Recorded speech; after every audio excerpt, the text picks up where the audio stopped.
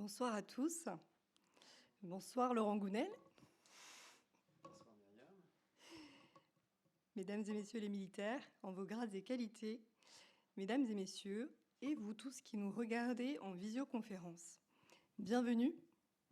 Je suis Myriam Chabot, je suis adjointe au chef de la mission reconversion des officiers par intérim.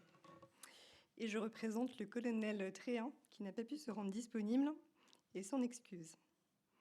Nous vous proposons ce soir la reprise de notre format masterclass. Il s'agit d'un intervenant extérieur qui nous propose une réflexion pour favoriser l'acculturation vers le secteur privé. On parle effectivement de choc de militarité, mais il y a aussi un choc de démilitarité. Notre réflexion s'articule autour de la question du sens.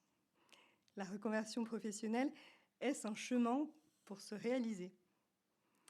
Je voulais vous partager une anecdote.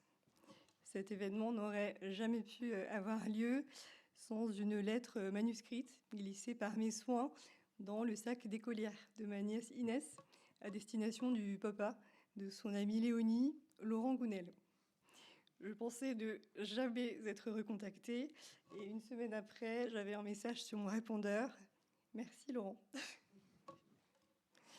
Laurent, nous connaissons de toi l'écrivain à succès, qui est traduit dans plusieurs langues, une quarantaine je crois, avec cette renommée internationale, l'expert des relations humaines, l'expert du développement personnel.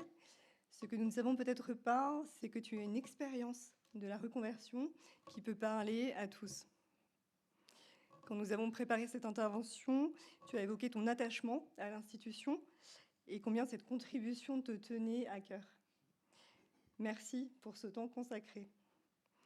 Au programme de notre soirée, 1 heure de conférence, suivie d'un temps pour vos questions. Nous accueillerons ensuite nos 3 intervenants, ils sont là au premier rang. Virginie Balanca, Dominique Lambert, Tristan de Noroy. Merci d'avoir répondu présent à notre invitation pour un partage sur format table ronde. Et puis nous poursuivrons agréablement notre soirée par un cocktail à la Rotonde à 2 pas d'ici. Laurent, c'est à toi. Merci encore infiniment d'avoir répondu à notre invitation. Et très belle soirée à tous.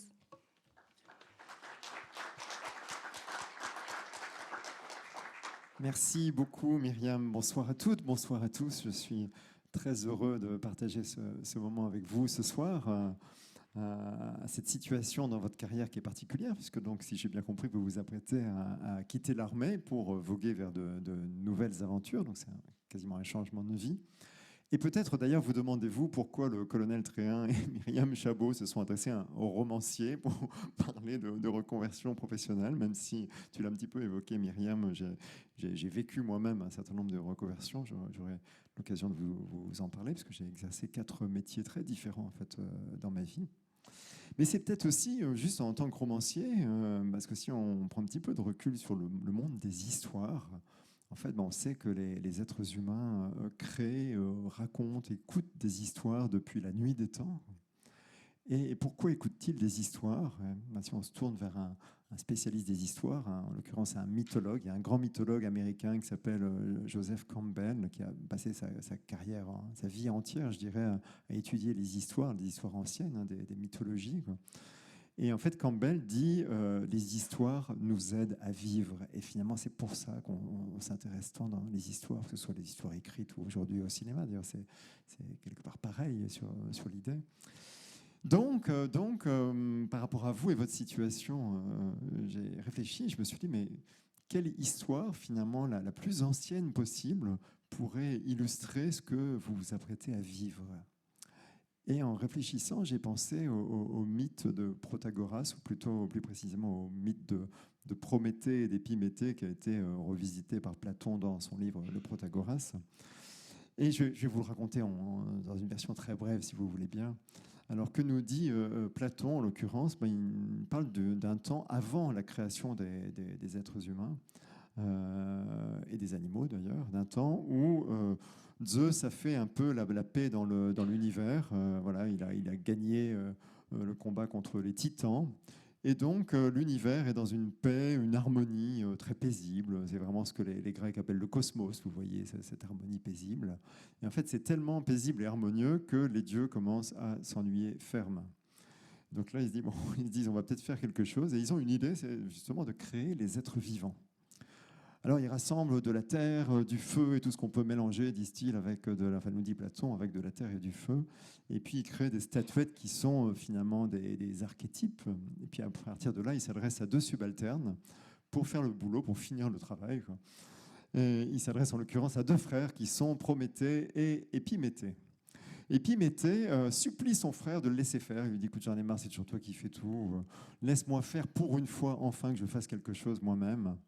Alors, pour bien saisir l'histoire, il faut comprendre, il faut savoir qu'en grec, épiméthée, ça signifie celui, on pourrait dire celui qui réfléchit après avoir agi, quoi. En fait, c'est un peu le nigaud de service, si vous voulez. Donc, Prométhée n'est pas emballé à cette idée de le laisser faire, mais bon, il insiste tellement que, ok, il laisse faire son frère, quoi. Épiméthée se met à l'ouvrage et il commence à créer les animaux. Et en fait, tout nigaud qu'il est, il s'y prend pas si mal que ça, puisque finalement, il répartit assez bien les talents, les compétences, les natures. Donc, par exemple, il va créer des animaux qui vont être très forts, d'autres qui vont être très rapides, et puis ceux qui seront plus petits, qui pourraient être trop facilement victimes de ceux qui sont plus forts ou plus rapides qu'eux, il va peut-être leur donner des ailes ou un terrier pour aller se planquer. Et donc, finalement, il crée tous les animaux comme ça, et on arrive à une certaine harmonie. Donc, on se dit, dis donc, c'est pas mal quand même. C'est vraiment une fois de plus que les Grecs appelleraient un cosmos, qu'il y a une vraie harmonie. Sauf que là, brusquement, Épiméthée se dit « Mince, j'ai oublié les humains ». Il a distribué toutes les qualités, toutes les compétences possibles aux animaux. Il ne reste plus rien pour les humains. Il est très embêté. Prométhée se dit « Non, j'aurais jamais dû le laisser faire ». Donc, que va faire Prométhée qui reprend les choses en main? Il va aller voler à Héphaïstos et à la déesse Athéna le feu et le pouvoir créateur des arts. Et à partir de là, alors Zeus va lui faire payer très cher, parce qu'il va finir par l'attacher sur un rocher. Et je crois qu'un aigle va lui dévorer le foie tous les jours, et le foie repoussera toutes les nuits. Donc c'est quand même une torture infinie. Mais bref, il crée les hommes en leur donnant ce pouvoir créateur. Et en fait, le message de cette histoire, de ce vieux mythe, c'est quoi? C'est de dire que, contrairement aux animaux, les êtres humains n'ont pas une nature qui les caractérise, mais ils ont le pouvoir créateur. Et donc, finalement, c'est à nous, humains, de créer notre vie, quoi. Et cette idée, d'ailleurs, elle a été reprise, donc ça, c'est Platon, donc 400 et quelques avant Jésus-Christ, c'était repris par Pic de la Mirandole à la Renaissance, ça a été repris au XXe siècle par Sartre. Le fameux existentialisme de Sartre, en fait, c'est ni plus ni moins que le mythe de Protagoras, quoi. Sartre était convaincu d'avoir créé un nouveau courant de philosophie quand il a publié L'existentialisme est un humanisme, quoi. En fait, il a juste repris le mythe de Prométhée, de Protagoras, quoi. Puisque Sartre nous disait, et le message est en effet intéressant, il nous disait, chez l'être humain, l'existence précède l'essence. Je crois qu'il comparait l'être humain à un petit chat. Il disait, quand un petit chat vient au monde, on peut prédire avec justesse que quand il sera grand, quand il sera adulte, il va courir après les souris et les oiseaux, quoi. L'être humain, quand un être humain vient au monde, on est juste incapable de savoir ce qu'il va faire de sa vie, quoi. On ne sait pas. Et pour cause, donc il n'a pas une nature profonde. C'est à chacun de nous de créer notre vie, quoi. Donc pour revenir à vous, il s'agit de recréer votre vie, je dirais, ou de créer une nouvelle existence, quoi. Donc par rapport à ça, moi j'ai envie de dire que c'est à la fois une situation qui est inquiétante, hein, il ne faut pas se voler la face, que ce n'est pas anodin, et en même temps c'est excitant. Alors pourquoi inquiétant? Parce que on sait bien que les êtres humains ont une certaine aversion à l'égard du changement, quoi. Voilà, on est des êtres d'habitude. L'habitude nous donne le sentiment de contrôler un petit peu notre vie, l'environnement, quoi. Et donc, quand il y a un changement aussi radical que celui que vous allez expérimenter, quelque part, forcément, c'est inquiétant, quoi. Mais c'est aussi enthousiasmant et excitant. Pourquoi? Parce que précisément, il y a la promesse de créer quelque chose de nouveau, quoi. Donc, je ne sais pas combien on a de vies, et dans la mesure où on ne sait pas, on peut partir du principe qu'on en a au moins une, ça c'est certain.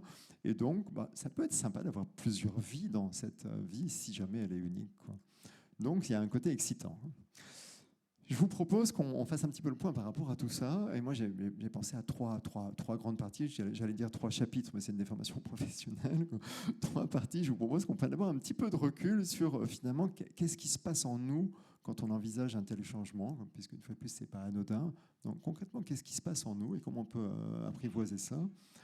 Dans un deuxième temps, on pourrait voir comment justement s'adapter au changement et à ce changement, quoi, et faire en sorte que au final, ça nous permette non seulement de nous adapter, mais de bien se préparer pour réussir, puisque c'est le but du jeu. Ce qui nous conduit à une troisième partie qui serait comment s'épanouir, puisque ça, c'est le but ultime, je dirais, c'est un peu le méta-objectif, quoi. Comment s'épanouir dans cette nouvelle vie. C'est le but du jeu, si on est d'accord là-dessus, quoi. Donc, pour commencer sur cette notion de qu'est-ce qui se passe en nous, je vous propose de repartir d'un modèle qui est pas vieux comme le monde, mais il est quand même assez ancien et vous êtes nombreux à le connaître. C'est la fameuse pyramide de Maslow. Alors, il faut que je clique, on m'a dit. Moi, je suis habitué à Mac, alors PC, ça m'est un peu étranger. On dit qu'il fallait cliquer sur présenter. Est-ce que je vais trouver? C'est sur le côté, c'est ça? Alors, j'ai pas mes lunettes, donc ça n'aide pas. Merci, Amaury.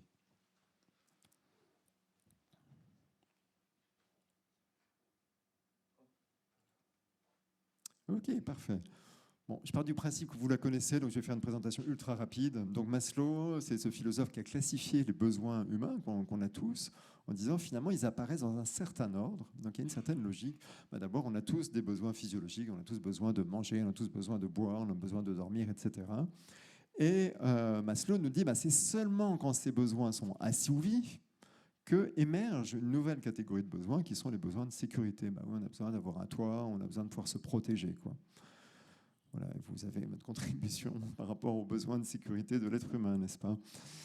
Quand les besoins de sécurité sont assouvis, eh bien une autre catégorie de besoins émerge, ce sont les besoins d'appartenance. Ça, on s'en rend compte dès l'enfance, hein.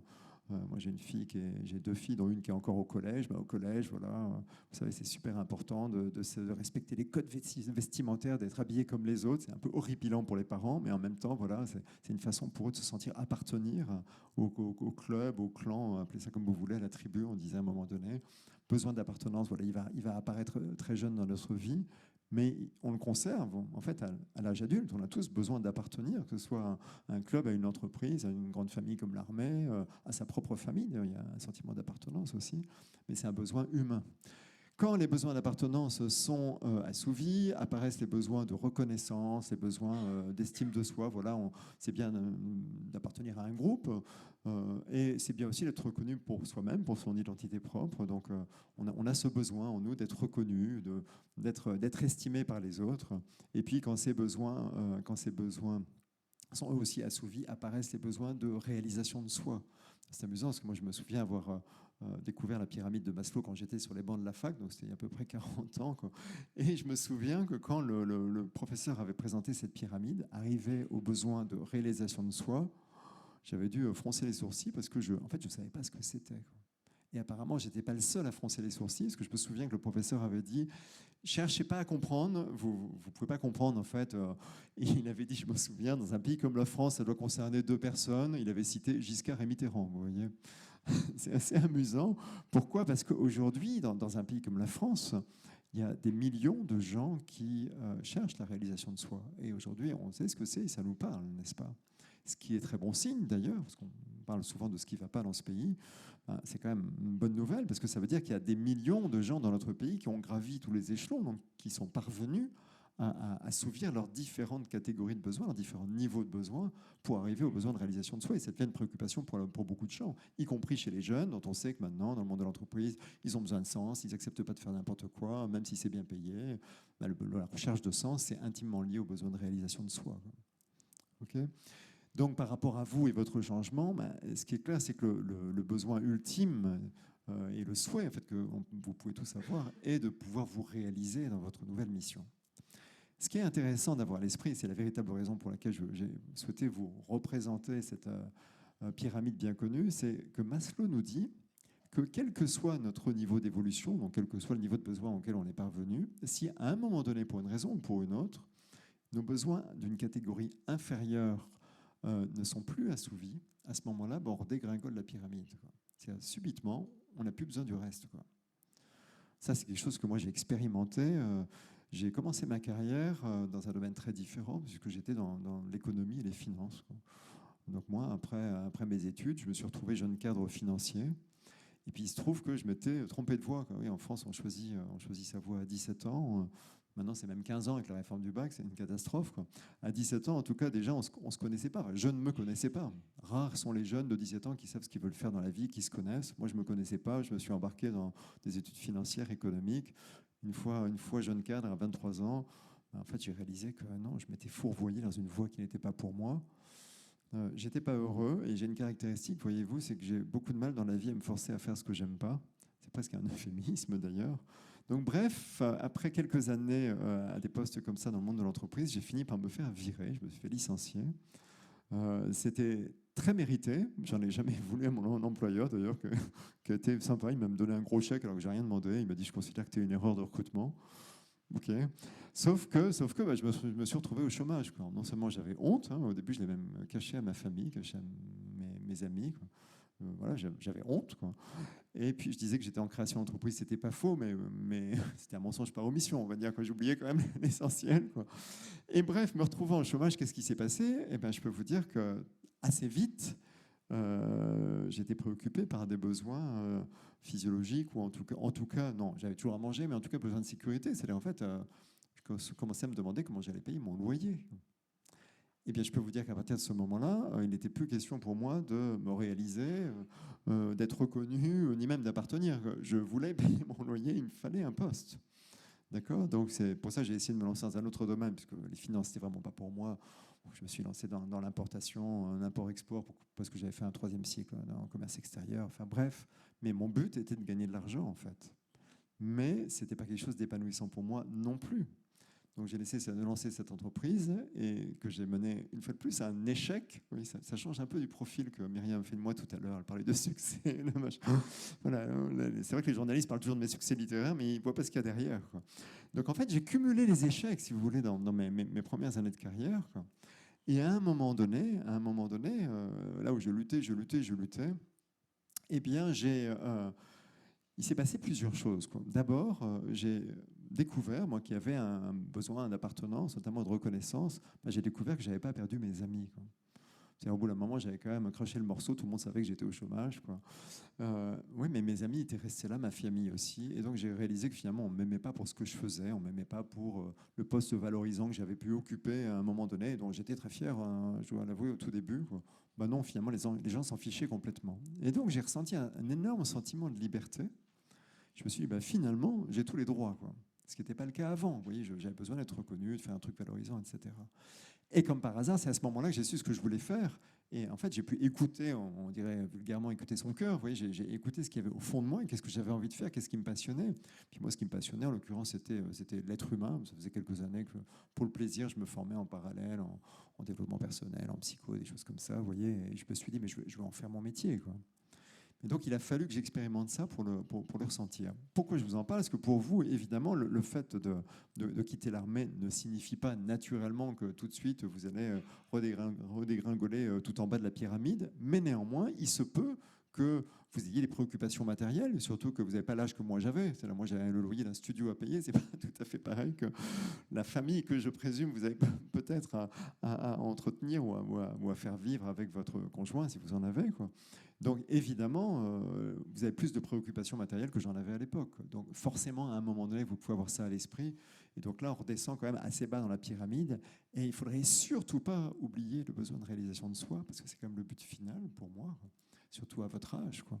Et aussi pour une autre raison, c'est que mon expérience, et ce n'est pas que la mienne, c'est que c'est vraiment lorsqu'on est à notre place, et lorsqu'on se réalise, lorsqu'on aime ce qu'on fait, qu'on est le meilleur. C'est à ce moment-là qu'on est le meilleur.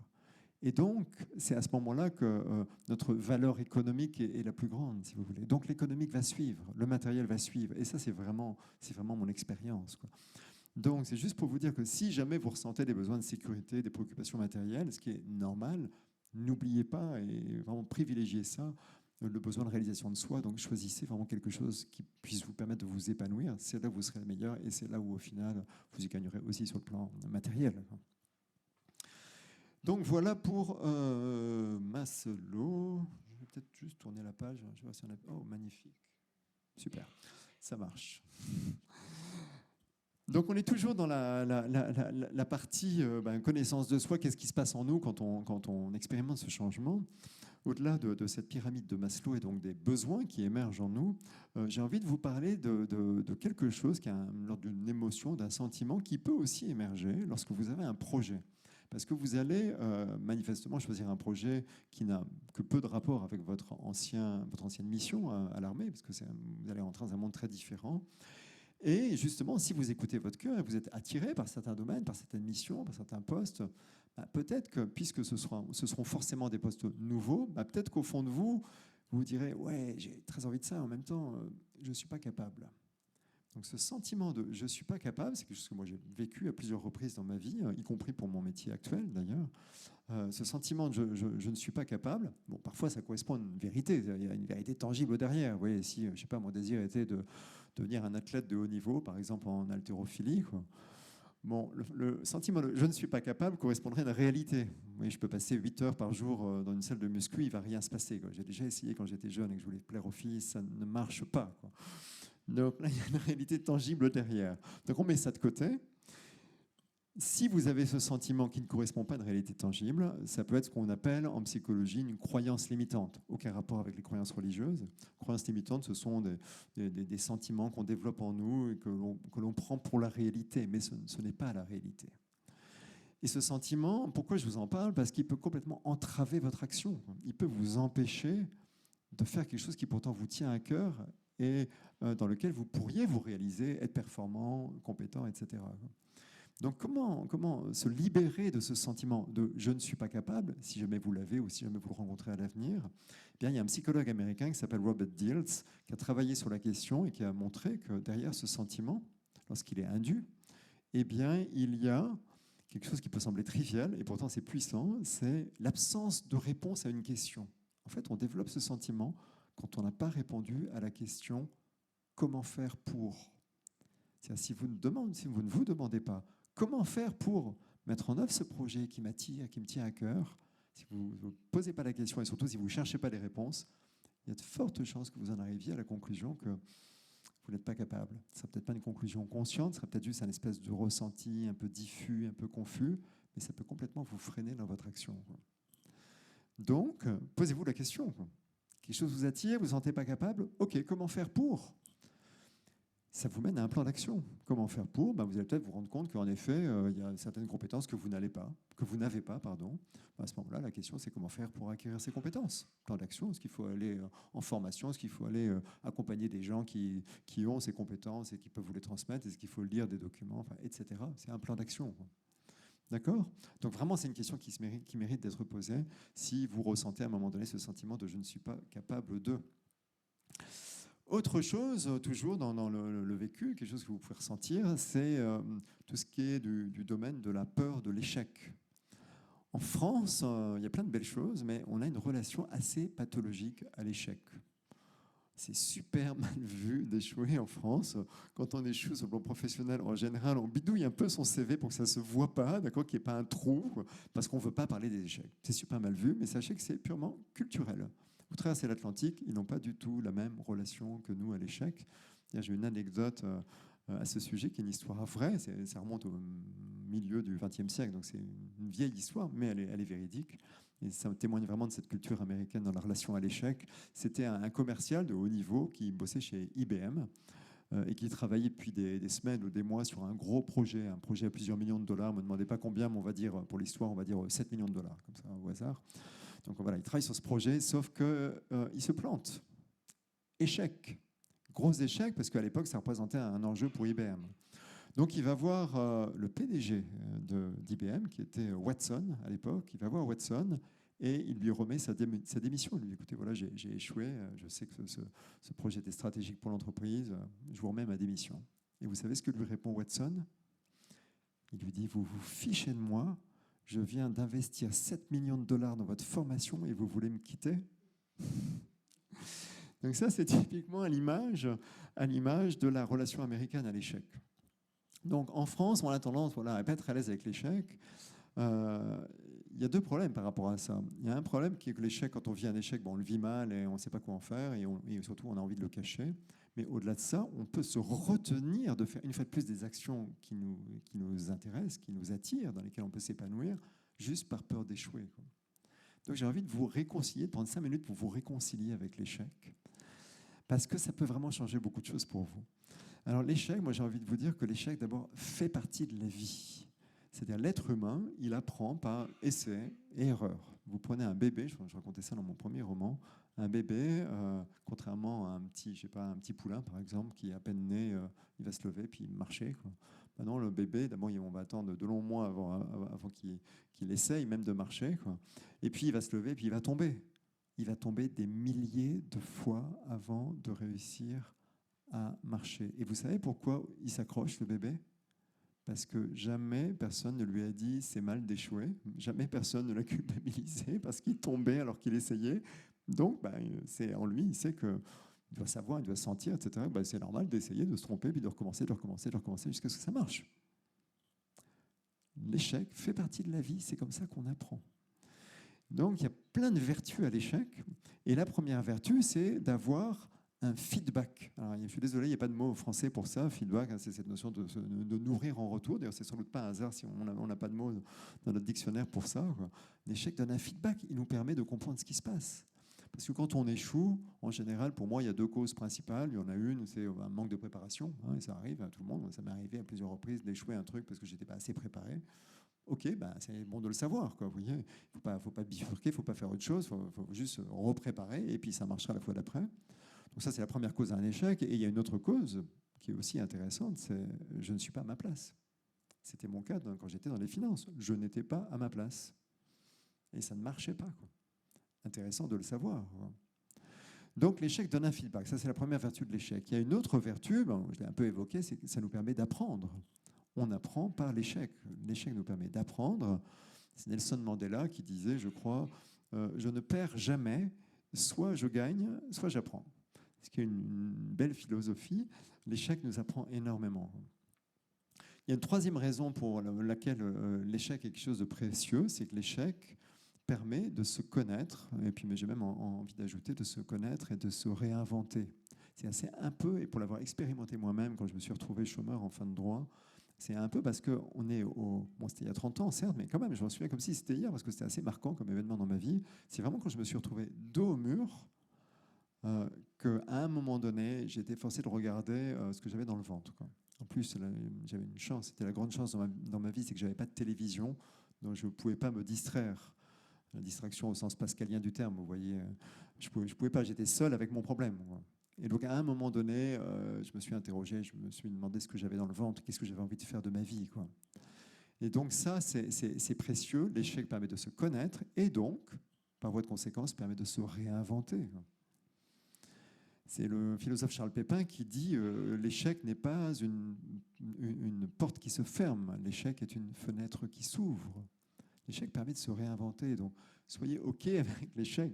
J'ai envie de dire, c'est même presque plus intéressant pour vous de vous laisser vous attirer par un projet qui vous tente, de vous préparer au maximum, de faire plus plan d'action, comment faire, etc.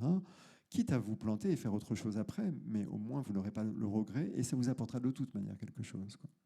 Vous voyez, moi, au début de ma vie professionnelle, je considérais par exemple que mes choix d'études dans le domaine économique étaient un échec, c'était une erreur.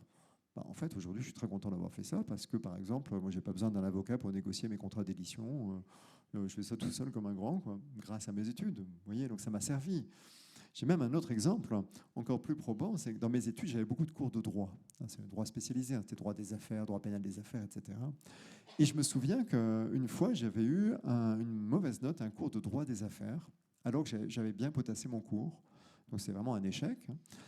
Et ça m'a déplu, naturellement. Et je me souviens être allé voir la professeure, c'était une avocate, et je lui ai dit, écoutez, je veux comprendre, je veux un feedback. Je veux comprendre, parce que j'ai vraiment bossé, donc je ne comprends pas pourquoi j'ai une mauvaise note, quoi. Et elle a repris ma copie et elle m'a dit, en fait, votre problème, c'est que votre expression écrite n'est pas précise, elle me dit. C'est ce que vous dites n'est pas faux, mais ce n'est pas précis. Et en droit, il faut être précis. Si vous mettez un mot à la place d'un autre, ben, ça ne va pas dire exactement la même chose. Même une virgule déplacée peut vous faire perdre un procès, quoi.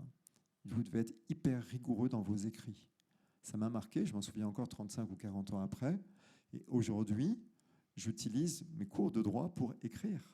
Aujourd'hui, l'exigence que j'ai dans mon écriture, pour choisir un mot à la place d'un autre, provient, je le sais très bien, de ces cours de droit.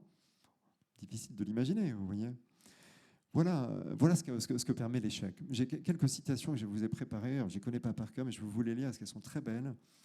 Concernant l'échec, ah oui, Charles de Gaulle, quand même, un de vos pères, PAIR. La difficulté attire l'homme de caractère car c'est en l'étreignant qu'il se réalise lui-même. Superbe, n'est-ce pas? Charles Pépin, c'est contre les échecs que le caractère s'affirme. Ça rejoint d'ailleurs ce que dit de Gaulle. Hein. C'est contre les difficultés que la vie se déploie. L'élan vital se nourrit de l'adversité. Et il nous dit, sans force de négation, il ne peut y avoir force d'affirmation. Il nous dit aussi, oui, c'est intéressant, nous vivons mal l'échec parce que nous croyons qu'il nous délivre une information sur ce que nous sommes, on peut le voir autrement, et penser qu'il nous délivre une information sur ce que nous pourrions devenir. L'échec nous rend disponibles pour autre chose. Et Charles Pépin, pour nous inviter en fait à agir et donc à prendre des risques au mépris de la peur de l'échec, il nous dit, et ça je trouve ça d'une profondeur abyssale, il nous dit « La vie qui ne se risque pas s'étiole à petit feu ».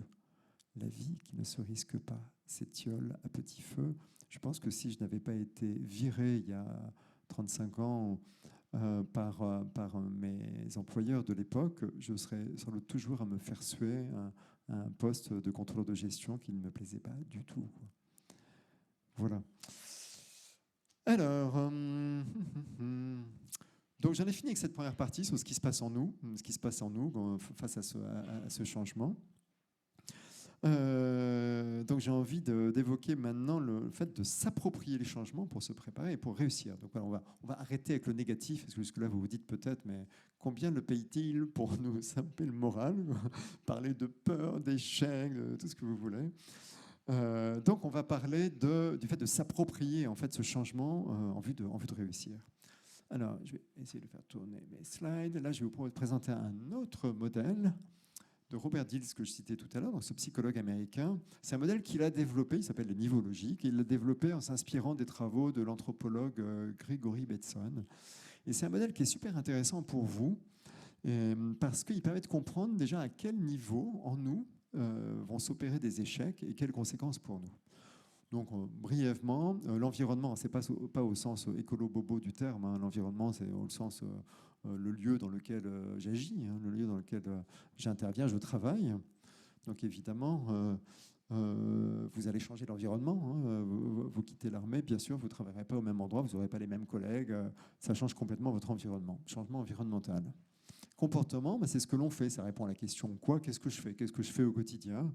Évidemment, vous ne ferez pas exactement la même chose, forcément, quoi. Ça va changer vos comportements, qui eux-mêmes dépendent de ce que vous savez faire, donc vos compétences.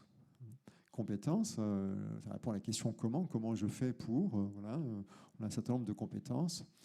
Quand on va en formation, par exemple, on change de compétences, on développe de nouvelles compétences.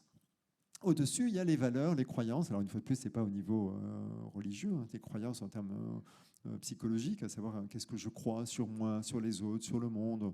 On sait en psychologie qu'en fait, un être humain développe des tas de croyances sur lui, sur les autres, sur ses capacités. On en a parlé tout à l'heure, les croyances « je ne suis pas capable », sur le monde, etc. Je ne vais pas vous faire un cours de psycho, ça provient de l'enfance, bien sûr, le discours que nos parents nous ont tenus sur nous, sur le monde, etc. Ça vient aussi d'une généralisation du résultat de nos expériences. Mais on fait des choses, on obtient un résultat. Si ce résultat n'est pas anodin, par exemple, parce qu'on a échoué, ou parce que c'est associé à une certaine émotion, on peut généraliser ce résultat et ça devient une vérité en nous, quoi. Voilà, valeurs, les valeurs, c'est tout ce qui est important pour nous dans la vie, quoi. Tout ce qu'on valorise, quoi. Et puis au-dessus, il y a l'identité, il y a qui je suis, quoi. Et donc, que nous dit Diels? Il nous dit un changement, plus il est vers le bas, enfin, plus il est facile. Évidemment, c'est facile de changer l'environnement de travail, ça ne va pas changer grand-chose pour vous, quoi. Changer nos pratiques professionnelles, c'est déjà autre chose, ça demande un peu plus d'efforts. Changer de compétences, aller se former, c'est encore un effort supérieur. Et puis, plus on monte et plus c'est difficile de changer, quoi. Vous n'allez pas changer votre identité comme ça. Moi, j'ai exercé 4 métiers dans ma vie, donc j'en ai évoqué 2. Après, je suis devenu consultant, je suis resté consultant pendant 15 ans, et aujourd'hui, comme vous le savez, je suis romancier, je suis écrivain. Ce sont 4 métiers, vous l'avouerez, qui n'ont aucun rapport les uns avec les autres. Oui, mais je suis toujours le même. Okay, même si on formule souvent nos métiers au niveau identitaire, quoi. Vous êtes officier, je suis écrivain. Oui, mais demain, vous ne serez plus officier, mais vous serez toujours le même. Vous voyez, et c'est intéressant en fait, de le garder à l'esprit, parce que si vous le vivez comme un changement identitaire, waouh, c'est dur, c'est pas évident. C'est comme si une partie de vous-même avait disparu ou était morte, vous voyez. Donc c'est intéressant de rester vraiment intimement convaincu et de le ressentir au fond de vous que vous resterez les mêmes, quoi, bien sûr. Néanmoins, pas mal des autres niveaux seront chamboulés. Donc c'est intéressant de le voir. Et Diels nous dit d'ailleurs que plus un changement a lieu à un niveau élevé, plus c'est transcendant vers le bas. Un changement en bas peut remonter. Ce n'est pas parce que vous changez d'environnement que vous allez changer tout le reste. Mais inversement, si vous changez quelque chose qui est haut dans ces niveaux, ça va être transcendant sur le reste. Tout à l'heure, je parlais de des croyances par rapport à l'échec, par exemple. Si vous changez, peut-être si nécessaire, votre vision de l'échec, donc si vous changez les croyances que vous aviez peut-être jusque-là sur l'échec, genre c'est un truc qui n'est pas bien, qu'il faut cacher, qu'il faut éviter, etc., et que vous avez une vision beaucoup plus positive de l'échec, comme on vient de l'évoquer ensemble, ça va changer beaucoup de choses, quoi. Parce que vous allez vous autoriser à développer de nouvelles compétences et à faire des nouvelles choses, quoi, que vous n'avez peut-être jamais faites jusque-là. Vous allez oser parce que vous avez une nouvelle croyance sur ce qu'est l'échec. D'accord ? Donc on voit que c'est transcendant, quoi. Ça peut être intéressant aussi par rapport, ce modèle par rapport à vos entretiens de recrutement. Parce que puisqu'on parle de compétences, vous savez, je sais que vous travaillez avec la mission reconversion, que vous avez des compétences qui sont transposables naturellement dans d'autres domaines, quoi. Souvent, quand on demande aux gens quelles sont leurs compétences, ils ont tendance à limiter leur perception de leurs compétences à celles qu'ils ont acquises sur les bancs de l'école et qui ont été sanctionnées par un diplôme. Alors qu'évidemment, ce n'est qu'une petite partie de nos compétences. Je dirais même, assez souvent, ce ne sont pas des compétences, c'est plus des connaissances. C'est sans doute différent dans les écoles militaires, mais pour le reste des gens, ce sont des connaissances. Ces connaissances ne sont pas des compétences. Les connaissances, c'est du savoir. Les compétences, c'est du savoir-faire. C'est autre chose, quoi. Et donc, pourquoi je vous parle de ça? Oui, compétences transposables. Donc, on développe des compétences tout au long de notre vie, sans en avoir conscience. Donc, c'est tout le travail que vous faites, j'imagine, avec la mission reconversion, pour prendre conscience de ces compétences et voir lesquelles d'entre elles sont transposables à d'autres domaines. Parce que si on ne fait pas ce travail, en effet, on peut croire qu'on ne sait faire que ce qu'on a toujours fait à l'armée et que du coup, on n'est pas adapté en fait, à une vie dans le privé, par exemple, dans une entreprise où les choses sont différentes, en effet. Oui, mais il y a des compétences qui sont transposables. Donc, c'est super intéressant pour vous de l'avoir à l'esprit. Il y a aussi, en termes de valeurs, j'en parle parce que j'évoque l'entretien de recrutement, c'est super intéressant pour vous de savoir que forcément, vous avez développé à l'armée un certain nombre de valeurs qui se font rares à notre époque et qui sont pourtant ultra précieuses pour les entreprises. Je pense à des valeurs, alors je présume, vous corrigerez parce que je ne suis pas à votre place, mais moi je pense que dans l'armée, vous partagez des valeurs d'engagement, par exemple, des valeurs de loyauté, des valeurs de responsabilité. Tout ça, ce sont des valeurs qui sont de droiture, quoi, de responsabilité. Tout ça, ce sont des valeurs qui sont hautement valorisées dans le monde de l'entreprise et qui deviennent de plus en plus rares, notamment chez les jeunes. C'est pour ça que dans les entreprises, les managers s'arrachent les cheveux avec les jeunes parce qu'ils disent qu'ils sont ingérables, quoi, notamment pour ces raisons, quoi. Vous voyez, il n'y a plus de sens de loyauté, de droiture, de machin. C'est pas pareil. Donc voilà, vous savez ça et croyez-moi, c'est su, quoi, dans le monde de l'entreprise. C'est hautement valorisé. Puis après, il y a autre chose. Oui, vous avez aussi, d'ailleurs, pour certains d'entre vous, pas tous, parce qu'il y a quand même pas mal de jeunes dans la salle, mais pour ceux qui sont les plus âgés, vous n'avez peut-être pas mon âge, moi j'ai 58 ans, mais certains s'en approchent. Il y a encore quelques années, on entendait régulièrement dans les médias que c'était impossible de trouver du travail quand on était un senior, entre guillemets. Les choses ont complètement changé, quoi. De plus en plus d'entreprises, maintenant, valorisent énormément les seniors en question, pour les raisons que je viens de citer, quoi. J'ai même un ami qui est chef d'entreprise à Toulouse. Il me dit, je ne supporte plus de manager les jeunes. Maintenant, je ne veux que des personnes de plus de 50 ans. Il a même embauché, m'a-t-il dit récemment, un homme de 61 ans. Il me dit, c'est merveilleux, quoi. Il bosse super bien, il fait pas suer, il ne va pas tout négocier en permanence. Voilà, il assume ses responsabilités, quoi. Donc vous avez aussi cet atout-là, en tout cas pour ceux d'entre vous qui commencent à avoir comme moi des cheveux un peu blancs, quoi. Pour revenir à l'entretien de recrutement, ça c'est une compétence qui est peut-être, mais je présume peut-être à tort, mais peut-être à développer pour vous, quoi. Si vous avez fait toute votre carrière dans l'armée, vous avez peut-être passé un entretien à l'origine, hein, et encore peut-être même pas. Si vous êtes rentré dans une école, j'imagine qu'après, il n'y a pas forcément d'entretien de recrutement. Mais... Donc c'est une compétence à développer, l'entretien de recrutement, et c'est évidemment essentiel. Enfin, si vous voulez travailler comme salarié dans le privé, hein, si vous voulez monter un projet en indépendance, c'est autre chose, quoi. Sur l'entretien de recrutement, ce modèle-là peut vous aider. Pourquoi ? Parce que c'est pas évident si on n'avait pas l'habitude de parler de vous, quoi. Et parler de vous, c'est quoi ? C'est dire dans quel environnement vous avez travaillé, qu'est-ce que vous avez fait à l'armée pendant toutes ces années, quelles sont les compétences que vous avez développées, les compétences que vous avez acquises à l'origine, puis que vous avez développées tout au long de votre carrière et de votre expérience. Quelles sont vos valeurs aussi ? Mettez-les en valeur, une fois de plus que de le dire. Elles sont précieuses dans le monde de l'entreprise. Parlez de vos valeurs. Tout ça, c'est une façon de parler de qui vous êtes. Je vais aussi vous donner un tuyau, parce que c'est très peu connu, mais les employeurs, évidemment, quand ils sont face à un candidat, savent que parfois les gens mentent. Ça fait partie du jeu, hein, vous me direz, c'est de bonne guerre, quoi. Donc les gens enjolivent un petit peu leurs compétences, quoi. Et ils ont un tuyau, ils ont un truc, une astuce, une technique, plutôt, c'est pas un tuyau, ils ont une technique pour savoir si la personne dit la vérité ou pas.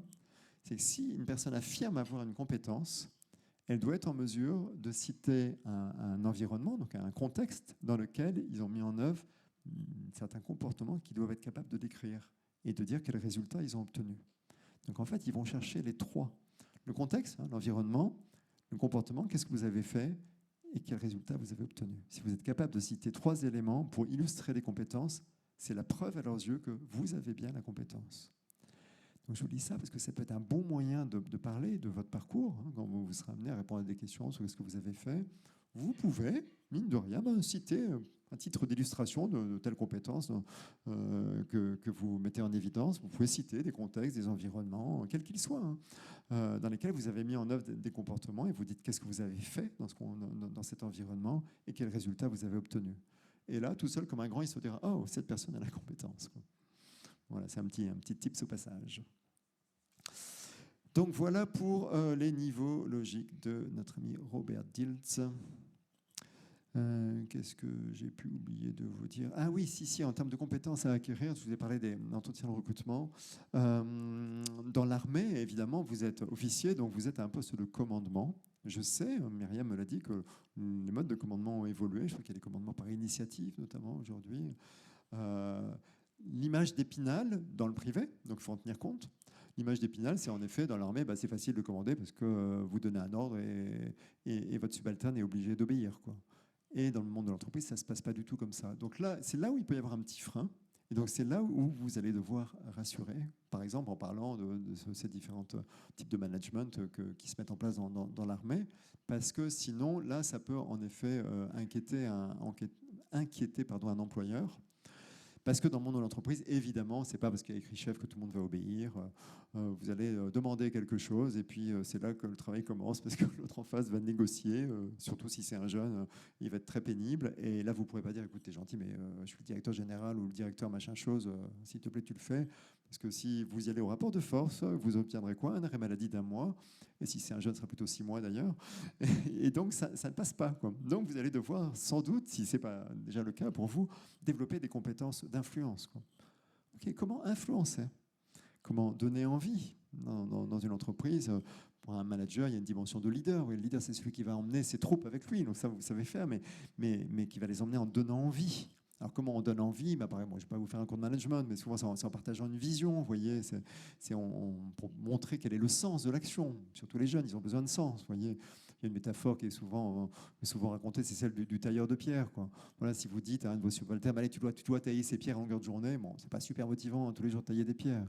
Mais si vous lui rappelez de temps en temps qu'en fait, il est en train de bâtir une cathédrale, ça donne du sens à l'action. Au final, c'est la même chose, hein, il va couper ses pierres. Ouais, mais là, il va couper ses pierres porté par ce sens de il bâtit une cathédrale. Vous voyez, c'est pas juste que ça anoblit son action, c'est que ça lui donne une vision de ce à quoi il contribue. Et on a tous besoin de se sentir utile. Je reviendrai dessus dans la troisième partie d'ailleurs. On a tous besoin de se sentir utile dans le monde, dans notre vie, quoi. Et donc, voilà, le manager, il va aussi motiver, aussi emmener ses troupes avec lui en partageant des visions, en donnant du sens, quoi. Ok.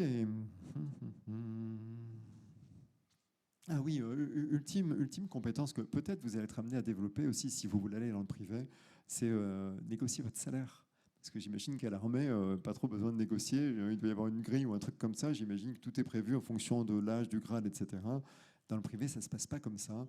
C'est intéressant d'en parler parce que fatalement, à un moment donné, en entretien de recrutement, on vous demandera quelles sont vos prétentions, n'est-ce pas? Et par rapport à ça, si vous n'avez pas l'habitude, et surtout aussi parce que vous êtes des gens droits, etc., dans l'armée, peut-être que vous allez avancer à un chiffre, vous allez demander un salaire qui sera un peu humble quelque part par rapport à vos capacités, par rapport à votre valeur. Ne faites surtout pas ça, mes amis, quoi. Inconsciemment, et pas que inconsciemment d'ailleurs, les gens en général assimilent la compétence, donc la valeur professionnelle d'une personne à son salaire. Si vous demandez un salaire trop bas, vous vous grillez complètement. Les gens vont se dire non, finalement, c'est peut-être pas l'homme ou la femme de la situation, quoi. Vous avez toujours intérêt à demander plus. Je vais vous raconter une anecdote personnelle. Je vais même vous donner les noms et les chiffres parce qu'elle remonte il y a à peu près 30 ans, 28 ans, je crois. Donc il y a prescription. La personne concernée doit être à la retraite, ça ne lui nuira pas. J'étais jeune consultant, j'avais une trentaine d'années. Et j'ai rendez-vous ce matin-là, c'est en fin de matinée, avec une personne qui est la directrice de la formation d'une entreprise qui s'appelait, qui doit exister toujours, mais je ne sais pas, Planet Watom. C'est une filiale du groupe Legrand. Voilà, j'avais entendu dire qu'ils avaient une action de formation à mettre en place, donc c'était mon métier. Donc je rencontre cette personne ce jour-là, que je vois pour la première fois de ma vie. Je parle avec elle, on est en fin de matinée, ça se passe super bien, on passe pas mal de temps ensemble. Voilà, on finit par se détendre, etc. La conversation est assez libre, donc je m'autorise à lui proposer de déjeuner ensemble, c'était l'heure. À ma grande surprise, elle accepte. Elle n'aurait pas dû, parce que évidemment, tant que le contrat n'est pas signé, on n'a jamais intérêt, je pense, à accepter un déjeuner d'affaires, un cadeau, entre guillemets. Donc bref, on déjeune ensemble. Et puis on déjeune ensemble, évidemment, moi je l'avais déjà fait parler, parce que je n'ai pas encore rédigé ma proposition commerciale, ma propale, comme on disait, je ne sais pas si on emploie toujours ce terme. Et donc il me fallait plein d'informations pour comprendre, pour pouvoir adapter mon offre à ses besoins, ses attentes, etc. Et aussi l'adapter à la concurrence, quoi. Et donc pendant ce repas, c'est toujours un piège, hein, les repas d'affaires, quoi, je m'arrange pour poser des questions sur la concurrence. Je lui dis, qu'est-ce que vous avez eu comme offre ? Alors elle me dit, on a une offre de la Ségos, je me souviens, un géant de la formation, on a une offre de quelques instituts qu'elle cite, et puis aussi des offres de consultants indépendants, comme moi, quoi. Et puis elle ajoute, bien sûr, j'ai aussi des offres pas sérieuses de consultants qui me réclament 4 000 francs par jour, quoi. C'était mon tarif. C'était mon tarif. Moi, depuis quelques mois ou quelques années, je demandais 4 000 francs pour une journée d'intervention en entreprise, quoi. Et elle me dit, les gens qui demandent 4 000 francs, ils ne sont pas sérieux, quoi. Et elle enchaîne en me disant, elle a peut-être vu mon regard, j'ai dû avoir un temps d'arrêt, quoi. Elle me dit, d'ailleurs, je ne vous ai pas demandé quel est votre tarif, quoi. J'ai pris sur moi pour ne pas rougir et je lui dis, moi, mon tarif, c'est 8 000 francs par jour, quoi. J'étais hyper gêné de demander ça. Jamais j'aurais osé demander ça à une entreprise, quoi. Pour moi, voilà, je valais 4 000 francs, quoi. J'ai eu le contrat. Et à partir de là, 8 000 francs, c'était mon tarif pour toutes les entreprises, quoi. Et ça m'a servi de leçon, comme quoi vraiment, toutes les expériences permettent d'apprendre dans la vie. Et c'est ça qui est merveilleux, quoi. J'ai appris qu'en fait, à demander un prix trop bas, donc pour vous un salaire trop bas, en fait, on se discrédite complètement, quoi. Donc vous avez vraiment intérêt à demander plus haut. C'est-à-dire, quel que soit le poste, il est, je pense, assez facile de se procurer les fourchettes de salaire. Et bien en fait, demandez à chaque fois l'élément supérieur, quoi. Parce que dites-vous bien que si vous demandez trop bas, vous risquez de vous discréditer et ils n'auront pas envie de vous. Et si vous demandez trop haut, de toute manière, s'ils ont envie de vous, ils vont négocier. Ils ne vont jamais vous renvoyer chez vous et refuser votre candidature parce qu'ils vous trouvent trop cher. Non, ils vont négocier. Ils vont vous dire, bah, écoutez, si vous acceptez la première année, voilà, un salaire un peu plus bas, à ce moment-là, en fonction de vos résultats, on pourra réajuster, puis vous aurez un peu plus bas, en effet. Mais vous serez désirable. Ils ne vont pas vous désirer si vous demandez un salaire trop bas. Ok. Bon, eh bien, écoutez, il nous reste la troisième partie. Bon, je vais exposer le budget temps, mais c'est dans mes habitudes. Alors, troisième partie, c'est pourtant la plus importante, hein, c'est s'épanouir et se réaliser. S'épanouir et se réaliser. Le but du jeu, c'est quand même d'être heureux dans votre nouvelle mission. Alors, si on parle de bonheur, j'ai envie de vous citer la seule étude scientifique de long terme qui a été menée sur le bonheur. C'est une étude qui a été menée par l'université, la prestigieuse université de Harvard aux États-Unis, et elle a commencé il y a 75 ans. Ils ont décidé d'analyser qu'est-ce qui faisait que les gens étaient heureux, et même en bonne santé d'ailleurs. Et donc, ils ont constitué un panel de mémoire de 700 personnes, un panel représentatif de la population américaine. Donc, il y avait des gens des campagnes, des gens des villes, des riches, des pauvres, etc., etc. Un panel représentatif. Et puis, ils ont suivi ces gens toute leur vie. Tous les 2 ans, ils prenaient rendez-vous, des rendez-vous individuels avec chacun d'eux, et ils leur posaient plein de questions sur leur vie. Ils voulaient savoir comment ces gens vivaient, quelles étaient leurs relations, quels étaient leurs métiers. Et puis, bien sûr, à chaque fois, ils leur demandaient ce qu'ils étaient heureux, quel était leur niveau de santé, etc. Donc plein de questions. Ils ont collecté ces questions pendant 70 ans. Au bout de 70 ans, ils ont publié les premiers résultats. Certains sont morts au passage, ils ont été remplacés. Au bout de 70 ans, les premiers résultats ont été publiés, donc c'est à peu près il y a 4 ou 5 ans. Et en fait, ils ont démontré scientifiquement que le bonheur et la santé n'a aucun rapport déjà avec le niveau matériel, avec la réussite sociale. En fait, ce qui fait qu'on est, nous, êtres humains, heureux et en bonne santé, ce sont nos relations. C'est la qualité des relations qu'on a avec les gens avec qui on travaille, les gens de notre entourage. C'est le fait d'avoir autour de nous des gens qu'on aime, qui nous aident et avec qui on est en coopération, entre guillemets. C'est des gens sur qui on peut compter. C'est ça qui fait qu'on est heureux et en bonne santé. C'est quand même très, très, très intéressant. Et moi, ça me rappelle les écrits d'un philosophe américain, lui aussi d'ailleurs, qui s'appelle Charles Eisenstein. Eisenstein, en fait, lui, son point de vue, c'est de dire que les êtres humains se sont trompés sur leur vision de la vie. Alors déjà, depuis Darwin. Oui, depuis Darwin, c'est là, en fait, grosso modo, Eisenstein dit notre vie, notre modèle de vie, il est basé sur une sorte de compétition. Les gens, les uns avec les autres. On a en nous cet ego qui veut qu'on va être plus fort que les autres, et puis on se sent en compétition. Et dans tous les domaines, la société repose sur la compétition. Et lui dit c'est une erreur magistrale. Il pense que ça remonte déjà à Darwin parce qu'on a mal compris les propos de Darwin. Tout le monde a retenu de Darwin qui disait finalement c'est le plus fort qui s'en sort, qui survit, c'est le plus fort ou le plus rapide ou le plus intelligent. Et en fait, Darwin n'a juste jamais dit ça. Darwin a dit c'est le plus adapté à son environnement qui va s'en sortir. Oui, celui qui a les comportements, les compétences adaptées à l'environnement, c'est celui-là qui va s'en sortir, et non pas le plus beau, le plus fort et le plus intelligent. Mais on a naïvement compris ça, allez savoir pourquoi. Et en même temps, Eisenstein nous dit, mais ça remonte en fait même bien avant Darwin. Disons que l'impact de Darwin, moi, je pense que c'est aussi sur la révolution industrielle qui avait eu lieu peu avant. Donc en fait, c'est aussi comme ça que nos sociétés industrielles et post-industrielles se sont développées sur ces préceptes. Mais bien avant, ça remonterait selon lui, mais on s'en fiche un peu, mais au néolithique. Pourquoi ? Parce qu'il y a des études qui ont été menées sur les peuplades de chasseurs-cueilleurs, donc qui était caractéristique du paléolithique, avant le néolithique. Et en fait, on se rend compte, puisqu'il en subsiste encore quelques tribus de nos jours, on se rend compte que ce sont des gens qui ne vivent pas du tout dans la peur. Ils ont une croyance, on parlait des croyances d'abondance. Pour eux, la vie est abondance. Et on le sait comment ? Parce qu'ils ne stockent jamais de nourriture. Même s'ils tombent sur un bon jour où il y a une très bonne cueillette ou une bonne chasse, ils ne cherchent pas à stocker la nourriture. Donc ils ont en eux le fait que chaque jour leur apportera de quoi manger, quoi. Et il n'y a aucune compétition, il n'y a que de l'entraide. Donc si certains pêchent ou chassent ou cueillent plus que d'autres, ils vont mettre ça en commun, et puis ils sont super détendus entre eux, ils sont sur un modèle de coopération. Et apparemment, au néolithique, mais ça c'est une hypothèse, au néolithique, avec l'arrivée de l'agriculture, forcément vous êtes dans la peur parce que vous êtes dépendant du climat, il peut y avoir de mauvaises récoltes, puis aussi l'ego apparaît, parce qu'évidemment, j'ai un lopin de terre, mais tiens, j'ai envie qu'il soit plus grand que le vôtre, et donc ça veut dire que je suis le plus beau, etc. Bref, peu importe les raisons, en tout cas, Eisenstein nous dit, et c'est intéressant, qu'on a développé des sociétés basées sur un modèle de compétition qui rendent malheureux, alors que la vie est coopération. Alors en quoi la vie est coopération? On peut déjà regarder dans la nature. Dans la nature, j'ai pris quelques exemples rapides, mais il y a des milliers d'exemples, et je ne suis pas un spécialiste. Dans la nature, bien sûr, on connaît tous les insectes pollinisateurs et les fleurs, c'est une coopération. Hein. La fleur va nourrir l'insecte, et l'insecte va permettre à la fleur de se reproduire. Voilà, un autre exemple, c'est sont les oiseaux.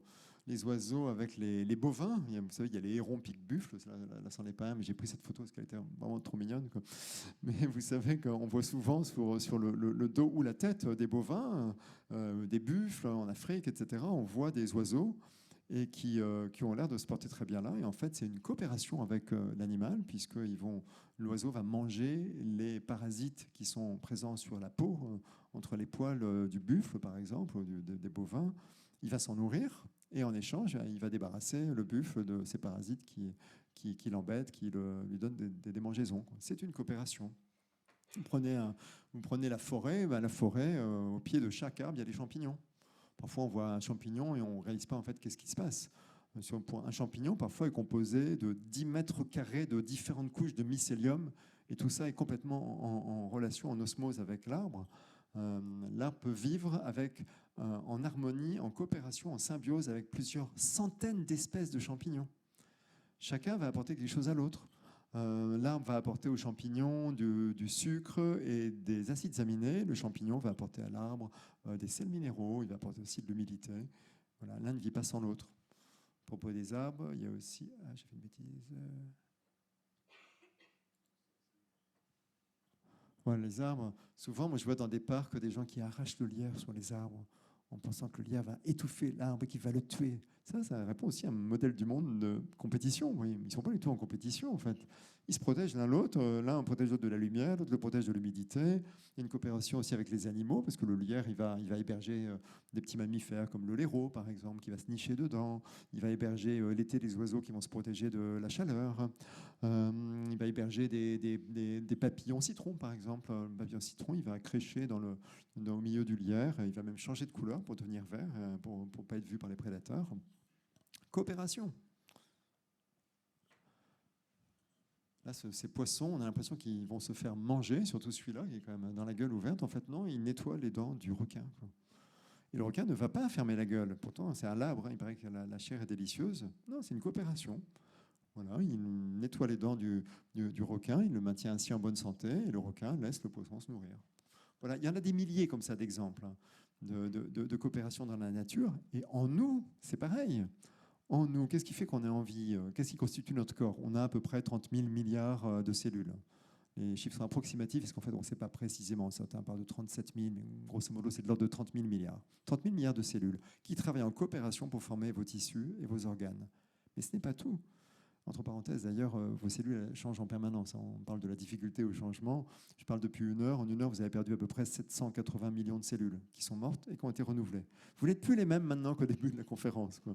Myriam, tu aurais dû écrire sur c'est la conférence qui va vous changer, quoi. On aurait tenu promesse. Je n'y serais pas pour grand-chose, mais c'est vrai que vous n'êtes plus les mêmes depuis le début de la conférence, quoi.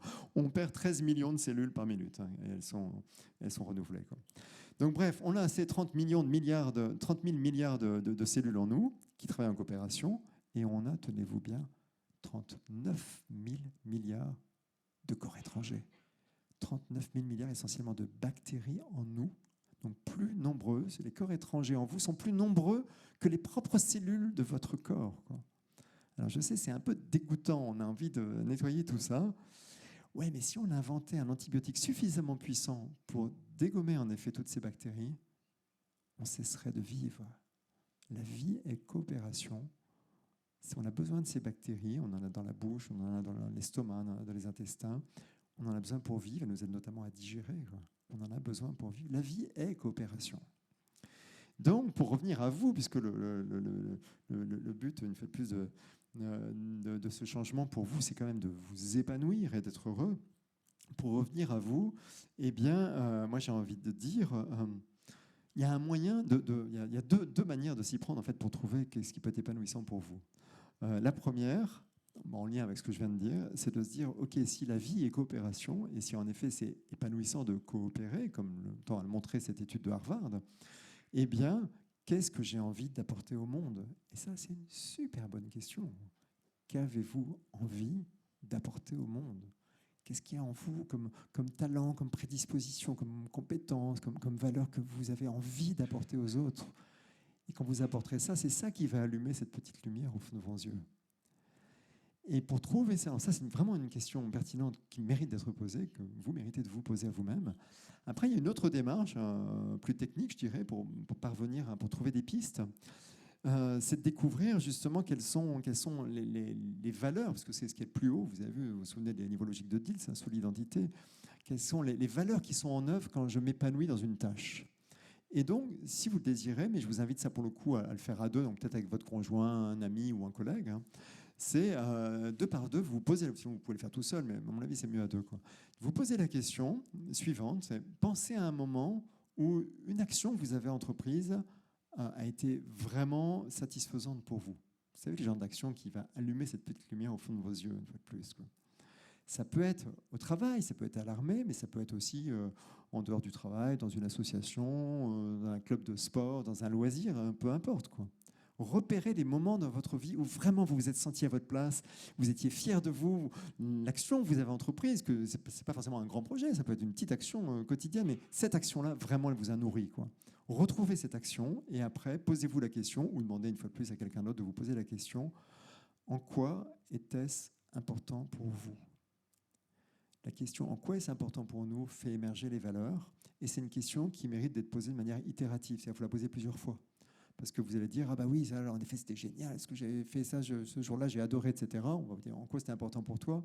Bah, c'était important pour moi parce que, puis je vais citer une raison alpha, quoi. Ok, bah cette raison alpha-là, en quoi c'était important pour toi? Ah bah c'est important pour moi parce que raison bêta, quoi. Okay, et en quoi c'était important pour toi? Et posez la question jusqu'à ce qu'à un moment donné, il n'y ait plus rien à répondre parce que c'est ainsi, quoi. Et là, on est sur une valeur phare. Et sachez à ce moment-là que cette valeur-là, si vous la mettez en œuvre dans votre futur poste, là, vous allez vraiment vous réaliser, vous allez vous épanouir. Et là, vous serez satisfait en fait, de ce changement qui sera une occasion pour vous de vous réaliser, quoi.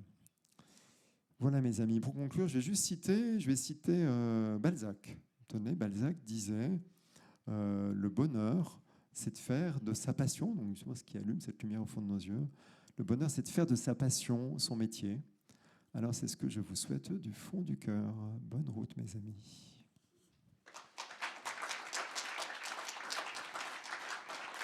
Merci. Donc, on a prévu un débat, Myriam, mais je te laisse le lancer. Merci beaucoup, Laurent. Très intéressant. Nos cellules sont entièrement renouvelées. Maintenant, c'est le temps des questions. Ah oui, avant le débat. Ok, alors, questions-réponses. Vous pouvez poser toutes les questions que vous voulez. Je ne garantis pas d'avoir les réponses, mais vous pouvez poser les questions. Donc, n'hésitez pas à tout ce que vous voulez. Temps, ouais. Oui, on va passer un micro pour qu'on ça puisse être entendu en ligne.